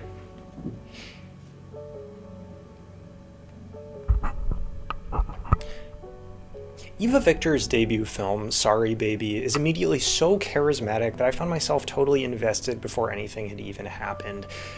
Victor directs themselves... Yeah? Okay. Victor directs themselves as Agnes, a writer who feels stuck in life after grad school. As her best friend moves out, gets married, and has a baby. After she takes a position as professor at her school, after something very bad happens to her that leaves her feeling completely upended. It's hard to tell just how much traction the movie gains through its dialogue. The two protagonists have such an incredible chemistry, and Agnes's reactions to the world feel so real and heartfelt that I found it really hard not to be swept up in the quieter moments, much more when that quietness starts to harbor a much more devastating emotion to it. It's just a very good slice of life that I think will find relatability with a lot of people. Sentimental Value, the most recent film from Joachim Trier, director of 2021's hit The Worst Person in the World, which is one of my favorite films, follows stage actress Nora as she denies a role in her father's newest film, only to be replaced by a Hollywood actor with Netflix funding. Trier directs a story on how we use art to connect with people, the highs and lows of that medium, and how it can be both alienating and transactional, and also uniquely personal and resonant. The acting is absolutely stellar, especially Renata Rensfa, who Trier has been working with for almost his entire career, and it really shows in how these people treat their characters. Trier's work feels immensely personal in a way that I find very satisfying, and his portfolio is very quickly becoming something so specifically special. If I Had Legs, I'd Kick You is an A24 drama that seems to have crept up the sidelines this year as a pretty effectively tense story about parenthood with some very strange twists to it. The story follows a therapist struggling with control over her life as she tries to navigate her daughter's illness, a physically and emotionally distant husband, a strained relationship with her own therapist, and now a giant hole of mysterious origin that has opened up in her apartment, and which the repairmen seemingly will not touch. I've heard people compare it to Uncut Gems in terms of how Are you trying to tip my trash over? Stop. I've heard it compared to Uncut Gems in terms of mundane tension being pulled off really well. It feels cosmically claustrophobic, and I think it's going to be a bit of a hard sell for a lot of people. But there is a very niche audience that will connect with its personal narrative on the struggles of parental guilt and the stress of having to balance so much life maintenance on top of having a disabled child. In the end, this is pulling off what it wants to, and it's very effective. Yorgos Lanthimos' new movie, and maybe his lightest coming off of the heels of pretty much everything else he's done, Begonia is a conspiracy thriller about two men who kidnap the CEO of their company, convinced that she's an alien trying to destroy Earth. There's not a lot else that I can say about this without spoiling the experience, but Emma Stone and Jesse Plemons create such a force on screen that you can almost see heat waves coming off of their paired performance. It has all the expected tension from a Lanthimos movie, and a good deal of solid humor to match, but at the core is a pure sadness in a situation created by the political rot that drives a lot of people into funneling all of their energy into these mad conspiracy theories, instead of just accepting that the best thing they can possibly do is help their immediate community and maybe kill a CEO. I don't know. This is a really hard one to explain because the title sets up such a visceral premise. So The House Was Not Hungry Then isn't exactly a horror movie in the way that you might imagine. When pairing an architectural object such as a house with the concept of hunger and the subsequent idea of violence and consumption, in reality, I pair the movie with something like Skinamarink in the same way that I would pair the A24 film A Ghost Story with something like Haunting of Hill House. And I think people will be disappointed if they come into this with the expectation of architectural horror, instead of a piece that uses supernatural elements to touch on a more personal story. It was really wild to go into this blind for how slowly it eases you into this strange haunted house story. But in the end, I don't think I was necessarily disappointed with the direction it took, more than just a little confused as to what it was going for in the end. I will say, without spoiling what the whole deal is, it could have very easily gone full horror and I think would have been successful, but instead it pivots pretty quickly into being a really sweet and melancholy experience that is so sweet and feels so completely like a standout piece that you would find in a short story collection. I really recommend it if you can get on its wavelengths, but I also fully understand that this would not be for everybody, and I also really think it deserves to be approached with the understanding of what it is not more than what it is. It Ends is, in simple terms, a road movie about four recent grad students who set off on a drive down a side road, only to find that their turn never comes. The road just keeps going.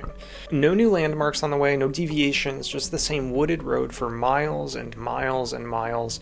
It's a bit more than that. Still in simple terms, something akin to the myth of Sisyphus, but in place of Sisyphus is for adults exiting college and joining the workforce, and in place of a boulder, it is life, symbolized by a Jeep Cherokee that is hurtling down a never-ending road.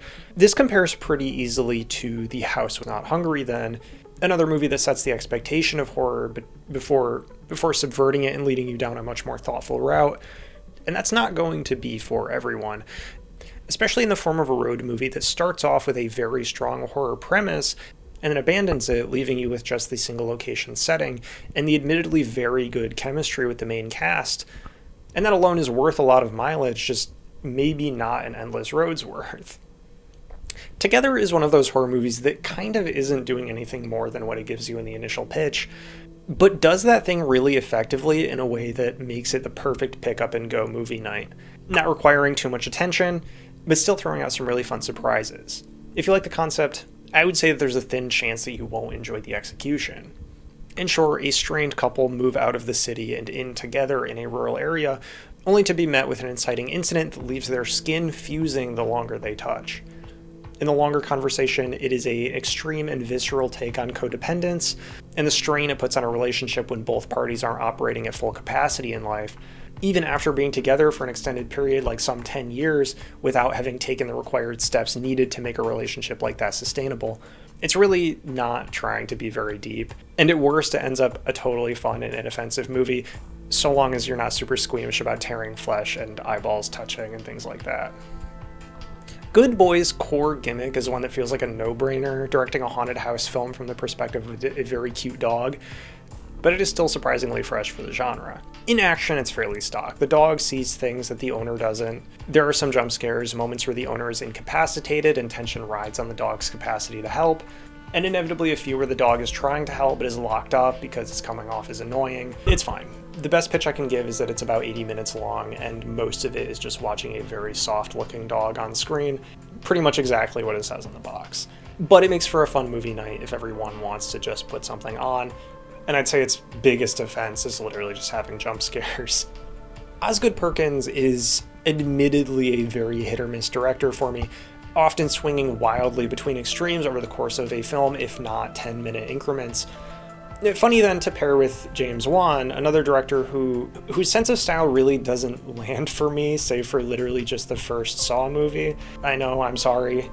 And then bringing in Stephen King, who so often seems to be maladapted in ways that are undercutting the nuance of the work that he's writing, that already isn't very subtle.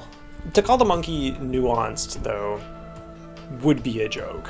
And that is really the best compliment that I can give it, no irony intended, because the monkey knows exactly what it's doing. It is so unsubtle and so unabashedly funny, and goes through such extremes to just be a fun time for a movie night with friends, and really that's kind of all you need.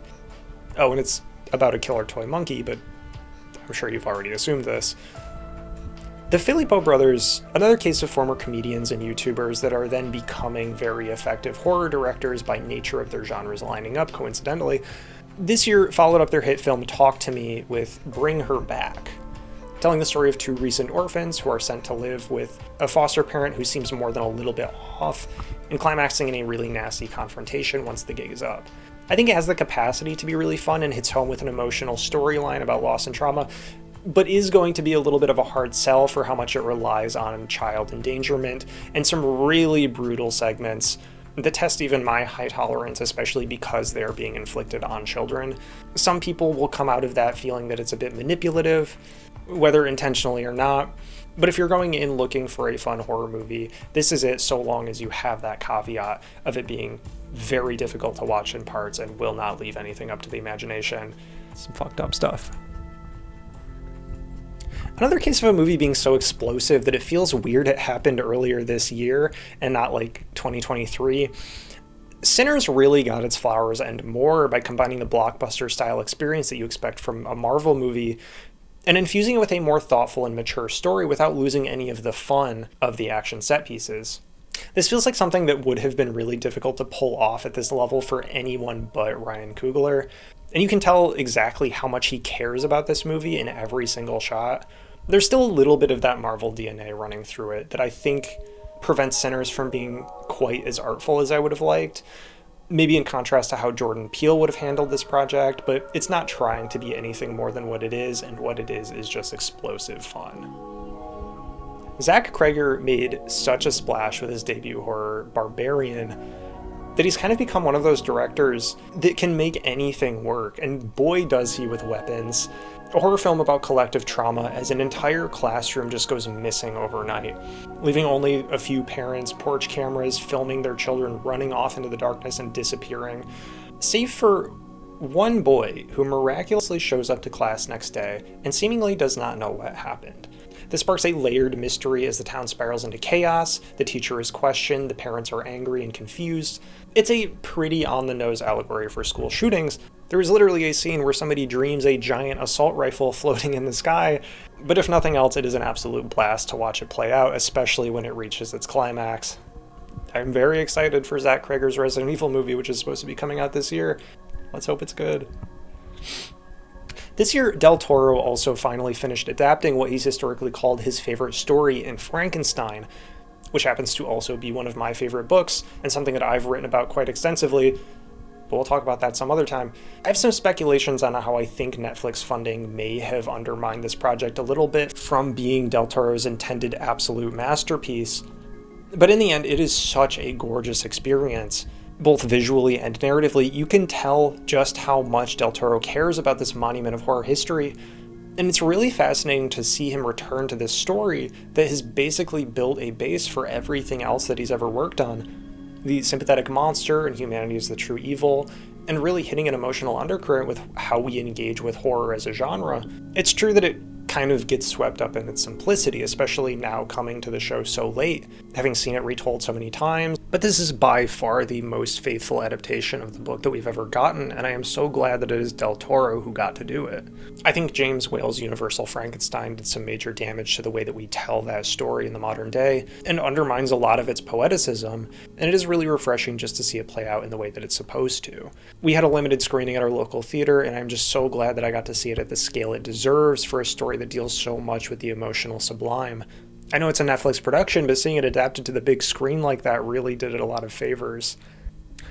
Speaking of Universal Horror, did you know that certified pervert and pedophile Luc Besson adapted Dracula this year? The director of Leon the Professional, working with the talent of Caleb Landry Jones and Christoph Waltz? Me neither. Really, Besson's take on this classic story doesn't add anything new, and in fact takes quite a bit away in his strange attempt to direct a film for a family audience that has a lot of scenes that are not for kids. But we all know Besson isn't exactly the best person to work with that target demographic. Sorry.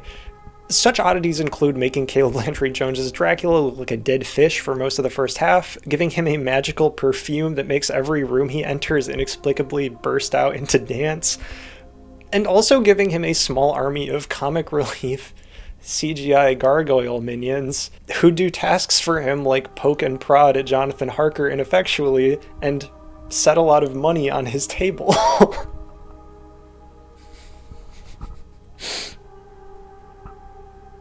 As funny as I think this concept is, I would hardly call it so bad it's good, more just baffling as to why he did any of this. I would not recommend watching it. Winding down with a lighthearted one, Dropout is a comedy network that I think everyone should have their eyes on, and has been platforming an increasingly large group of talented artists in recent years, between independent game shows, tabletop live plays, and solo shows. Demi Adichie of Letterboxd fame is one such artist, and his 2025 comedy special, Demi Adichie is going to do one backflip, perfectly combines the talents of any live performer, supporting his routine with completely original and unprecedented musical acts, celebrity cameos, modern solutions to modern problems, racism too, a break from the comedy to get personal, and ultimately a physical stunt that Demi pulls off with such trained finesse that you won't believe it until you see it yourself. Also, the new Naked Gun movie came out this year, and is exactly what it's supposed to be. Very stupid and very funny. I am personally very satisfied by that. Nothing else to say. So according to Letterboxd, 50,000 films came out this year, most of which are short films that I won't be highlighting, which is maybe unfair of me, and maybe next year I should watch more short films. Let me know if that's true. I already know it is. Also, so many of the top-rated films from this year were like recordings of live shows, which I feel kind of weird about and wish that there was a filter for, because I don't know how to talk about those, and I feel like maybe the review skew is a little bit biased. Either way, I combed through as much as I possibly could. I definitely missed a lot, especially things with maybe more divisive ratings, so please let me know if I fully bypassed something cool from this year that would be worth talking about. Here's a large list of films that I did not watch this year, but you should. To start off, a few notable festival films that I couldn't watch due to both time constraints and also the fact that I do not live in a big city, and I would have to go very far to see these. I don't have the time or money for that. Historically, festival films do not get a DVD release or a streaming release until the next year, which is such a shame because God, I want to see some of these so bad. Annapurna Saram's debut film, Fuck Toys, is about a cursed young woman who sets out on a wild fundraising adventure through Trash Town, USA, after she's told by multiple psychics that she can break the curse by paying them $1,000. I was recommended this by either Lily Alexander or Sadie Avery Lake in their podcast TSTV. One of them compared it to the Barbie movie's Infectious Energy, but obviously telling a much more adult, mature story. It's very colorful, and I have been dying to see it, but I don't think there has been any word on distribution yet. The film's tagline is, abandon me harder, daddy. So... Koji Shiraishi is one of my favorite directors who has gained a very well-deserved internet popularity for his films Noroi, Occult, and the Senritsu Kaiki File films.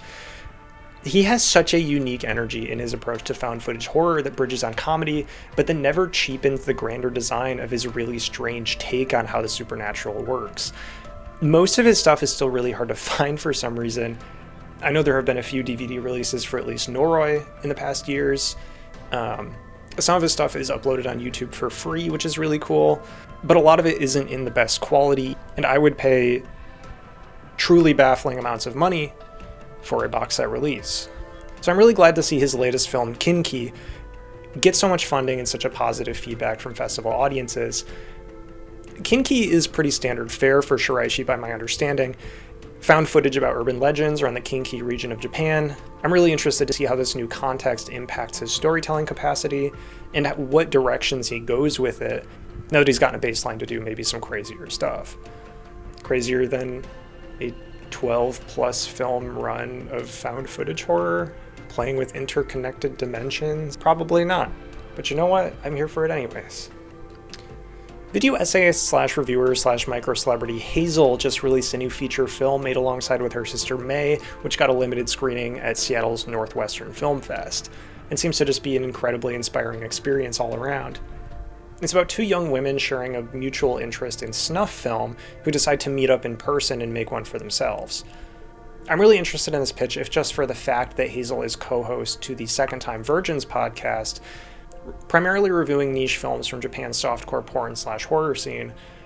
And this seems like it might share a lot of crossover in terms of discussing the genre's politics and wider conversations on censorship and cycles of violence. Either way, it sounds wild and I'm fully sold. Judging by festival crowds, Resurrection seems to be an absolutely monumental work. I'm hearing some people exaggerate it as one of the best films of the decade, but I haven't seen it, so I guess I can't refute that for myself. The film is about a future in which humanity has become immortal in exchange for their ability to dream, save seemingly for one inhuman creature who the protagonist hunts down to experience his dream world as though it were a film of its own.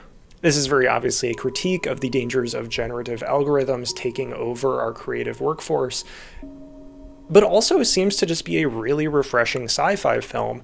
This one is being directed by B. Gone, the director of 2018's A Long Day's Journey into Night, and looks like one to keep an eye on whenever it launches for wider distribution. A Croatian sci-fi romance, Soar Away from the Future, follows a young man who meets a woman claiming to be his wife, who has traveled back in time to help him clean his messy lifestyle. Set during the 1993 Nigerian election crisis, two children follow their estranged father through Lagos in an examination of the country's daily struggles and political unrest in My Father's Shadow. Homebound is a very Indian drama about two friends trying to claim the dignity they've been denied by their country by chasing police jobs, but the further they progress, the more their bonds are threatened, and the tighter their state's grasp feels on them. In It Was Just an Accident, an Azerbaijani mechanic is forced to grapple with painful memories of being imprisoned and tortured by Iranian authorities when a man enters his shop and he thinks he recognizes one of his former torturers. Train Dreams is a moving portrait of America's early 20th century as industrial expansion marks a monumental change in the quiet life of a rural logger. Hamnet is a modern adaptation of not Shakespeare's Hamlet, but the devastating love story that inspired it by Chloe Zhao, the director of Nomadland. The World of Love is a sort of coming-of-age drama about a quiet student who invites tension into her life after opposing a petition related to a sexual assault case and begins an examination of victims of trauma and how they choose to treat their life after healing. I should mention that this was Korea's highest-grossing indie film in 2025, and reviews emphasize just how deeply it touched audiences across the board, with a highlight on Bong Joon-ho calling it a masterpiece and dubbing himself the head of the director's fan club. A Poet is a Colombian film about a disgruntled, failed writer who has completely given up on his career and life at large, and is even more angry that he's succumbing to the cliché of the tortured artist, but is given a foothold back up with the opportunity to mentor a young student so long as he can get himself back together first. Sunfish and Other Stories on Green Lake was actually filmed in my hometown, on my school campus, which is really cool for me personally. It is a series of 4 short stories encapsulating the lives of some students and residents of northern Michigan through a nostalgic, dreamy lens. I really meant to get to this one, but I just didn't, and I feel bad about it, and so you should go watch it and tell me how it is. Love Letters covers French lesbians who are stressing against societal norms and legal limitations as they enter their 6th month of pregnancy with their first child, and are looking for security and legitimacy in their community. Louise Weird has been making this wild ultra indie series called Castration Movies since last year, with the third installment coming out sometime in 2026, and I can't really say much about it past the vibes it puts off, because it's really the kind of thing you just have to see for yourself, and I think a lot of people will know almost immediately if it's for them or not, even just based on the title. But I can say it's finding and seems to be hitting really hard for its niche audience, and I think this kind of passion project really deserves all the attention it can get from anyone willing to give it. Mad respect to Louise Weird. Brian Welsh, director of a Black Mirror episode, The Entire History of You, released his new series, What It Feels Like for a Girl, adapting Paris Lisa's memoir about being trans in the 2000s and coming out to rave reviews. No pun intended. That's both Paris Lisa coming out and also the show. Pee-wee as himself documents Paul Rubens' commitment to his art and imagination, contrasting the joy of embodying his famous character with the fear of stepping out from behind that mask and losing control over how he's perceived by a public who continuously tries to rip him from his role anyways. A documentary on a small Scottish village's riveting world porridge competition, The Golden Spurtle specifically narrows in on its lead's mission to find a successor as he ages out of the capacity to lead the competition. The piece documents the village's culture, rivalries, and the intricacies of porridge in a way that is much more engaging than it could possibly sound, judging by its 4.2-star average rating, which, let me be perfectly clear, is higher than both the Stranger Things finale, the new Avatar movie, and Rian Johnson's new Knives Out movie. Sorry. David Attenborough takes viewers on a breathtaking journey, showing there is nowhere more vital for our survival, more full of life, wonder, or surprise than the ocean. In Ocean, with David Attenborough. Antarctica is a travel documentary on the Ukrainian Antarctic Station, telling the story of people who study the planet's future in one of the most desolate places on Earth. I have been assured that there are penguins in this film. What more of a sell do you need? Mr. Nobody Against Putin is an undercover documentary from a Russian school teacher quite literally risking his life to film what's happening in his school as Russia begins its invasion of Ukraine and the system's propaganda and violence hit the triggers they need to mobilize the country's children. Adam Curtis's newest documentary series, Shifty, catalogs how Britain's extreme capitalism and individualism have come together to undermine the fundamental structures of democracy over the past 40 years, and delves into what seems to be a unique nihilism for Curtis as he grapples with where we can even go from here. Another documentary wildly co-directed by Lloyd Kaufman's daughter, which admittedly adds a level of legitimacy I really respect. The Alabama Solution documents one of the many terrifying cases of dehumanization and abuse allowed and covered up by the US prison system. I am urged to say that it's a must-watch regardless of your interest in the subject matter. Sorry, that's just how it is. It has been a really great year for this kind of documentary. And another case of a film surprisingly dodging censorship to tell a dangerous story critiquing the US government systems. Following up the documentaries, these are a few both documentations and also dramatizations of events local and global surrounding the genocide in Gaza. I'm mixed on talking about these because, for one, I think it's great to see these stories being told, but I also worry that things like this are only going to find an audience who already inherently agree with the sentiment that war is bad, instead of naturally reaching people and changing their mind about an issue that really isn't as complex as people are making it out to be. These are efforts at humanizing the civilian victims of war, and that's incredibly important to see, even if it's uncomfortable, and I really don't know how to spread that sentiment in a more productive way, so I'm just hopeful that these find a foothold. All that's left of you is a dramatization of events starting in the 80s in the occupied West Bank as a teenager is swept up in a protest that endangers his community, then following his family for several generations as the film explores the damage done by displacement, as well as the optimism that comes with a simple survival and togetherness. The Voice of Hind Rajab is a dramatization of the events of January 29, 2024. Red Crescent volunteers receive an emergency call. A 5-year-old girl is trapped in a car under fire in Gaza, pleading for rescue, and while trying to keep her on the line, they do everything they can to get an ambulance to her. To Kill a War Machine is a documentary composed of real-time body cam and phone footage of frontline activists raiding arms factories around the UK in response to their assistance in the genocide in Gaza. The Encampment is a documentary on the students of Columbia University creating the Gaza Solidarity Encampment in order to pressure their university to divest from the US and Israeli weapons companies. The film follows the central organizers of the encampment as they are thrust into the spotlight, face violent police repression and suspension, congressional pressure, and a media firestorm, all while fighting to attain their goal of divestment at any cost. A few older films to cap this off that I'd just like to recommend. First is a very tense and engaging drama, 2005's Paradise Now. It's the story of two brothers in Palestine fighting back against the occupational forces in their home. It's a unique, humanizing story on why an oppressed people would be driven to fight back against their oppressors and the moral complications that arise during that personal conflict. A much more light and ruminative film, Elia Suleiman's It Must Be Heaven from 2019 is a charming, absurd comedy about a Palestinian writer traveling for his new book. There are some really good gags and an underlying optimism to the story that makes the movie's politics bite even harder in how passive Suleiman plays them. Now a few lighter-hearted ones, starting with Johann Sacre Bleu, Mexico's response to the French film Emilia Perez, the real life of French people in a musical made by people in Mexico. It tells the epic tale of baguettes, croissants, stinky cheese, and the difficulties of not taking daily showers. Hot Spot is a Japanese comedy sci-fi about a single mother working near Mount Fuji whose life is turned around when she encounters an alien, who she then employs to iron out the more chaotic aspects of her mundane life. Obsession is a horror movie about a man who, in an attempt to win over his crush, enacts some horrific monkey's paw situation as he technically gets everything he asked for, but not without its disproportionate price. Arco is an animated sci-fi about a young boy who crash lands in 2075 while time traveling from an even further future. He meets a little girl who makes it her imperative to help him find his way back home. And finally, the second revival movie in the Mononoke series, which quite simply might be the prettiest anime ever made, about an exorcist battling demons in a beautiful style evocative of old Japanese ink drawings.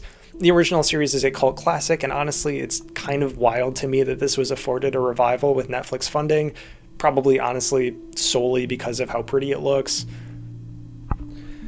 Now, a handful of books that I read this year that I thought were interesting, and I don't have anything written about these, so I'm going to be taking it off the cuff. The first is Kasia Babis's Breadcrumbs, Coming of Age in Post-Soviet Poland. This is a personal memoir on Kasia Babis's early life in the post-Soviet collapse in Poland, grappling with a lot of the coming-of-age staples like relationships, friendships, parents, but honing in on the conservative politics of Poland through this era, leading up to the protests for women's bodily autonomy, as several of Babis's friends and parents have had to get abortions, and sort of giving grounds for the political situation that led Poland to this spot, highlighting some of the past politicians and how things changed over time after rebuilding after the Soviet collapse. And I think presents a wholly unique perspective on this era in this specific place. Another sort of slice of life, but this time in fiction, Leelai's Canon, who had previously written Stone Fruit, and I believe a few other things. Canon follows a Montreal cook who is struggling with her relationships with her parents, with her friends, and most importantly now with her boss at this small Montreal restaurant where the stress is just crushing and really not working with everything else going on in her life. There is a very sweet, very adult romance in this book. Canon is telling a very sweet and singular story with a very unique relationship dynamic that I think touches on some of the more intricate things that we don't talk about in terms of adults having relationships while going through stressful times. The last graphic novel that I read this year is Mark Torres's Cornelius, The Merry Life of a Wretched Dog. This one is interesting because it starts as a sort of newspaper strip-esque comedy following this anthropomorphic dog in his daily life. It's sort of doing some of the tropey stuff that like adult comics do and touching on more mature subject matter, like they show genitals on the page, and that's shocking. But in an instant, it drops that act as an inciting event starts Cornelius down this spiral of examining his ego. Something terrible happens and he feels so guilty, but since everything else in his life is going so well, he decides to just ignore it.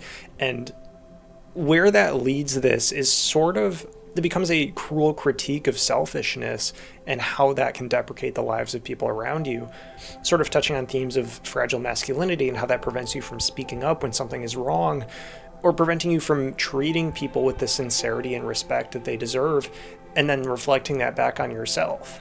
But the very style of the comic, the way that Cornelius is drawn, becoming more exaggerated to exemplify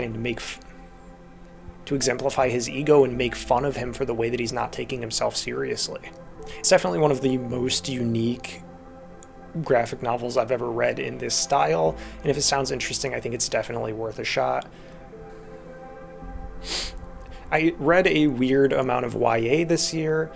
We went through one of the Hunger Games prequels for my book club, which was honestly better than I expected, and also came out this year, if that counts as a recommendation. I read through R.F. Kuang's Catabasis, which is a sort of dark academia YA coming-of-age story about two grad students who go to hell to resurrect their professor. It kind of wasn't doing a lot for me, and admittedly part of that is because it's being pitched as a combination of Dante's Inferno and Piranesi, which are literally two of my favorite books of all time, and it is not that. But a really unique take on how magic works in a sort of alternate reality where Ivy League schools are teaching magic. Also how hell works and the weird machinations therein. I think it's probably better if you are the type of person who reads YA, which I do not, or if you are in the target audience for YA, which I also am not. Very unique, has really high ratings on Backlogged. Not on Backlogged. Very unique, has really high reviews. Probably worth it if you are the type of person who enjoys this thing, or if you have a kid. I read Stephen Graham Jones' Buffalo Hunter, which is his follow-up. I read his previous book, The Only Good Indians, and something about his writing style just isn't really doing it for me. But the Buffalo Hunter is a really interesting vampire story told from the perspective of a Native American at the turn of the century, and sort of how that perspective changes the way that we see the traditional predator-prey dynamic of vampirism, on top of just pitting violence against colonizers, which is always going to be a good thing. I just think Stephen Graham Jones does this attention to detail in things that don't super matter, that then divert attention from the more important parts of the story. I couldn't really get connected to it, but it is taking some really unique turns, and if you're into that kind of thing, I think this is a big one to keep an eye on. Stephen Graham Jones' bibliography in general is fascinating to see evolve, but I don't know that I'm going to keep attention on it. I also read Caitlin Starling's The Starving Saints this year. This is a story about a medieval keep that has been under attack for months, and the residents are starting to starve out, and they are turning to their nuns to perform a miracle to get them food. It is grim and grisly and claustrophobic in a way that I really like. It is also a sort of soft religious fantasy in the same way as something like Between Two Fires, which I really love. That's sort of adding this element of magic into these religious ideas without going too far in either direction. There are a lot of yearning, wretched lesbians in this book, a lot of like miracles happening, and it's sort of uncertain if they are real or if they're being imagined or if they are even a good thing. I really like the horror of this book. There's some pretty good like rivalry romance that I appreciated, and a nice spin on like the rules of magic as established in this very soft setting. Definitely a really unique one, something to look out for if you enjoy horror literature, but also works even if you're not a big horror fan and you just want a good sort of enemies to lovers style story with nuns and a knight and some really fucked up body horror stuff. In a single day, which was probably a bad idea, I read through Omar El-Akkad's book, One Day Everyone Will Have Always Been Against This, which is a recount of the genocide in Gaza from the perspective of a global journalist who is narrating not only why this matter is not as complex as people are making it out to seem, but also why we do that. It is a condemnation of people who stay silent when they have the platform to stop something like this. It is a condemnation of the systems that allow that to happen, sort of a re-examination of things like the Nuremberg trials, in which in which when a country recognizes something as genocide, they have to put themselves to the test to prevent things like it from happening again. It is an absolutely devastating read. It is so well written. I truly think that nobody would be able to read this and not come out agreeing with Ellicott's sentiment, because it is such an objective thing that he is talking about. A bunch that I didn't get to this year. Grace Daly's The Scald Crow tells the story of a disabled woman in a sort of self-deprecating, morbidly funny horror story exploring medical trauma through Irish folklore, in which a lady moves back home to the Midwest and her mother is missing, and all of these terrible things start happening to her that are compiling onto her being gaslit out of her disability. After all, since when can a sick woman be trusted? C.L. Methvin's U-Sect is a short story collection. A suicidal housemate's property regresses in ownership. A father is tormented by his immortal infant son.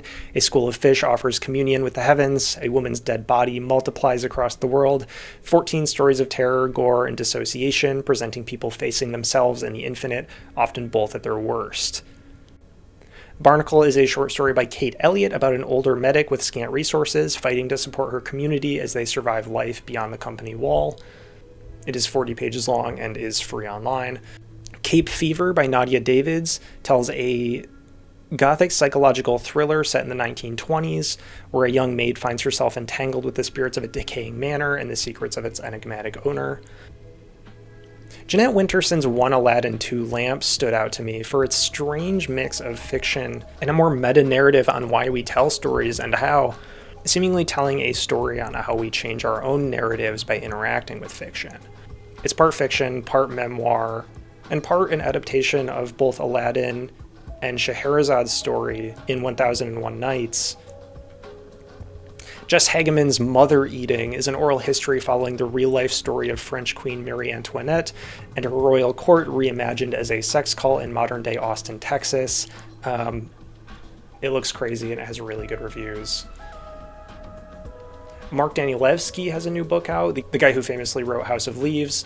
It is a modern Western set in the 80s about two people who are trying to rescue these neglected horses, and it sort of diverts into this comedic horror Odyssey. It is 1,200 pages, which is crazy, has really high reviews. People say it goes some crazy places, and I'm just really interested in seeing what Danielewski does after House of Leaves. Which might be a cheap thing to say. I know he's more than just that book, but... Joey Beatty's It's Not a Cult is a book about a band writing music about these sort of niche old gods. An inciting event leads them to gain this literal cult following, and their songs start to gain a more literal purpose. It seems to be sort of in line with something like Alan Wake or maybe even Sinners, in how it tells a story about how fiction and reality can kind of blend together to make a more emotional response in the audience, as well as the artists telling these stories and why they're telling them. Finally, Motherland, A Feminist History of Modern Russia From Revolution to Autocracy by Julia Yaffe is pretty self-explanatory. She's an award-winning journalist, and she's telling the story of modern Russia through the history of its women, which is a unique perspective that I have not seen a lot of in all the historic research that I've done, telling a history of a country that I think we only ever really get a perspective of through its wars. And that's all I have for books, even though there were so many more books that came out this year, but it is so hard to filter them, at least on the sites that I'm using. So I'm 100% sure that I missed out a lot. Also, the rating scale for books is weird because a lot of people will only read one genre, and so they review a book really highly, and that book might not actually be very good to a broader audience, more to people who only read that kind of thing. I think that reflects poorly on me to say that, but I say it because it is really hard to filter out all of the good books that came out this year, especially when you were just looking at them on a big list, and I hate to have to resort to literally judging books by their covers. I would like to try and do a better job of keeping in touch with new releases this year, but it is so difficult. Just a few more things I wanted to recommend from this year really quick. Health's music video for Garbage Decade just came out, and it is edited to clips from Tetsuo 2 Body Hammer. It is so incredibly sick. NoClip's YouTube channel is probably one of the best sources for games journalism in the modern age. And this year they put out a documentary series on Disco Elysium, interviewing just about as many people as they can from the creative team before the Z.A.T.O buyout. It is a really cool and refreshing look at the production of the game, touring the studio that they made it in, this essentially run-down apartment in Estonia, going over the early concept sketches, sort of how the game's tabletop roots influenced where it eventually ended up. They talk a little bit about the old campaigns that they would play with some of the returning characters. Very neat, very inspiring. I would say a must-watch for anybody who loves that game as much as I do. Hey It's Me Ben did a video on one of my favorite games, Before the Green Moon, which is a very sweet rumination on why this sort of anti-farming sim works so well, the community that it is portraying and critiquing. Ben's other videos are also very good. I believe that he has one on 24 Killers. Highly recommend. Both very good games and very good reviews. All of Hot Cider's indie highlights this year have been phenomenal at keeping me on my game. He does a really great job seeking out niche titles and highlights them in short video reviews, as well as a few compilations. I think every year he tries to do as big of a roundup on the Steam Next Fest as possible, and that's really refreshing because I don't get a chance to look at a lot of those demos, and so a lot of stuff just slips right by me. YouTuber Mayorski came out with a video on grind fiction earlier this year that just has such a kinetic, addictive energy to it, and goes over some of my favorite stuff from the genre, including, of course, Jet Set Radio and the manga and anime Air Gear. Leadhead has a video called I Radicalized Myself that is embodying a sentiment that I think a lot of young people are facing, trying to find the boundaries of your own personal ideology without sounding like you're just mimicking other people's ideas, granting a sort of legitimacy to your perspective by seeking out the right sources of information and actually doing deep dives onto the movements and political ideas that you follow. Angela Collier's output has just been fantastic this year. She makes these long-form scientific reviews that sort of make the concepts as accessible as possible without feeling like they're being dumbed down. She provides a much better perspective on what work modern scientists are doing that is actually, in fact, just stealing money. A lot of overviews of scam science, as well as some really interesting, like, legitimate science that I think that everybody should be aware of. Things like how plaque works on your teeth, some like really mundane stuff like that. She has a really good one on Dyson spheres. She recently put out a great video on ranking PBS shows that actually sort of becomes more of a critique on media literacy and what is important to show to children in media. How we handle things like education and the small impacts that things have on them when you just put them in front of a television, and what to absolutely avoid because it is destroying your child's brain.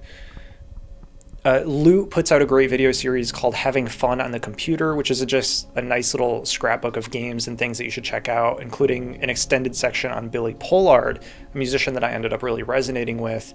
They go over a lot of really great free games, music, etc. Gnosis put out a video on the Boku no Natsuyasumi successor, Bokura no Kazoku, which becomes a sort of reflection on how the most minute details of your life change who you are as a person, mimicking the ideas of the butterfly effect, but on a more personal scale, something that I find a lot of connection with, and I'm really interested to play that game if it ever has a translation.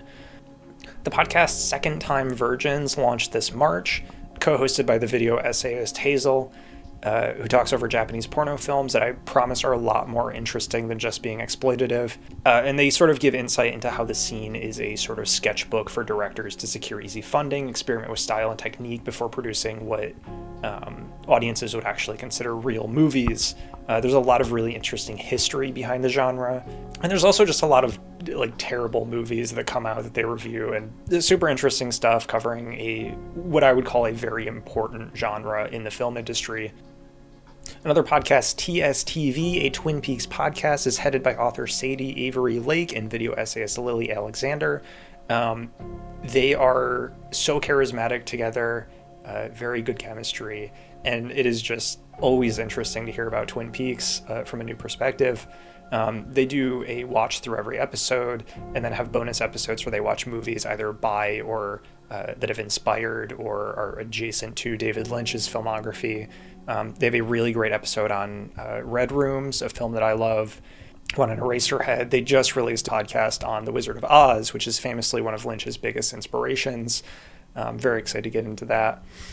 Lastly, I have Super Bunny Hop's video, a reading list that makes Death Stranding make sense. Even if you haven't played Death Stranding, this is a really good reading list with a lot of really interesting stuff that does end up making Kojima's weirder ambitions make a lot more sense in retrospect, and sort of keys you into the thought processes of one of the most obtuse AAA games ever made. And that's it. This is a companion video to my free year-end newsletter, compiling literally everything else I experienced for the first time this year and wanted to share. At least that's what I normally do. This year I limited it to everything from 2025 because I wanted to be a little bit less indulgent and ended up being a little bit more indulgent anyways. My monthly newsletter this year has been really exciting to work on. I have short form reviews on Robert Kurwitz's Sacred and Terrible Air, the novel set in the same universe as Disco Elysium. It's a very cool book. Actually, I didn't do that. I was going to do that and I didn't. I have a piece on the unique beauty of Kentucky Route Zero and the poetics of legacy. A review I mentioned before for Stray Children, a game that came out this year that I think was really interesting. A piece on ultraviolence featuring Maggie Nelson's Art of Cruelty, a book that I read for the first time this year that had a very deep impact on me, alongside reviews of historically very violent games like Kane and Lynch 2 or Manhunt or No More Heroes, and why I think those things are interesting and valuable to talk about.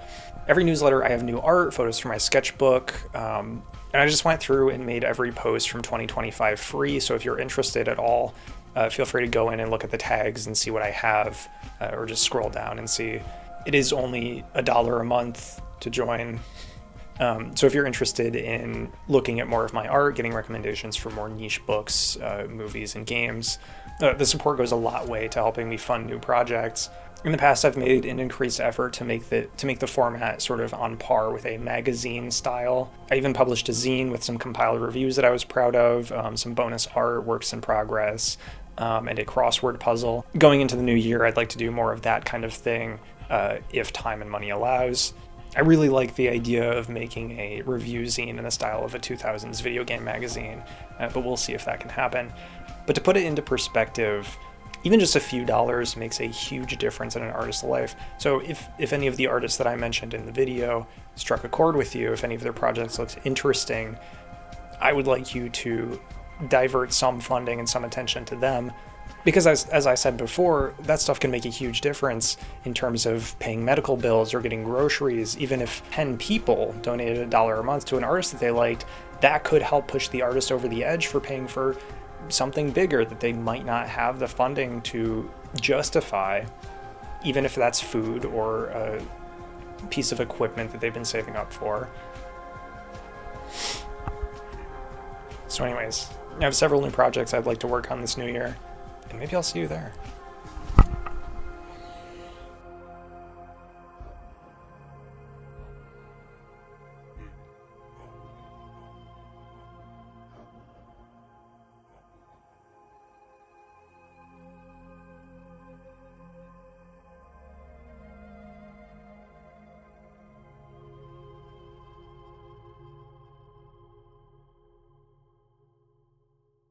Way of looking at things.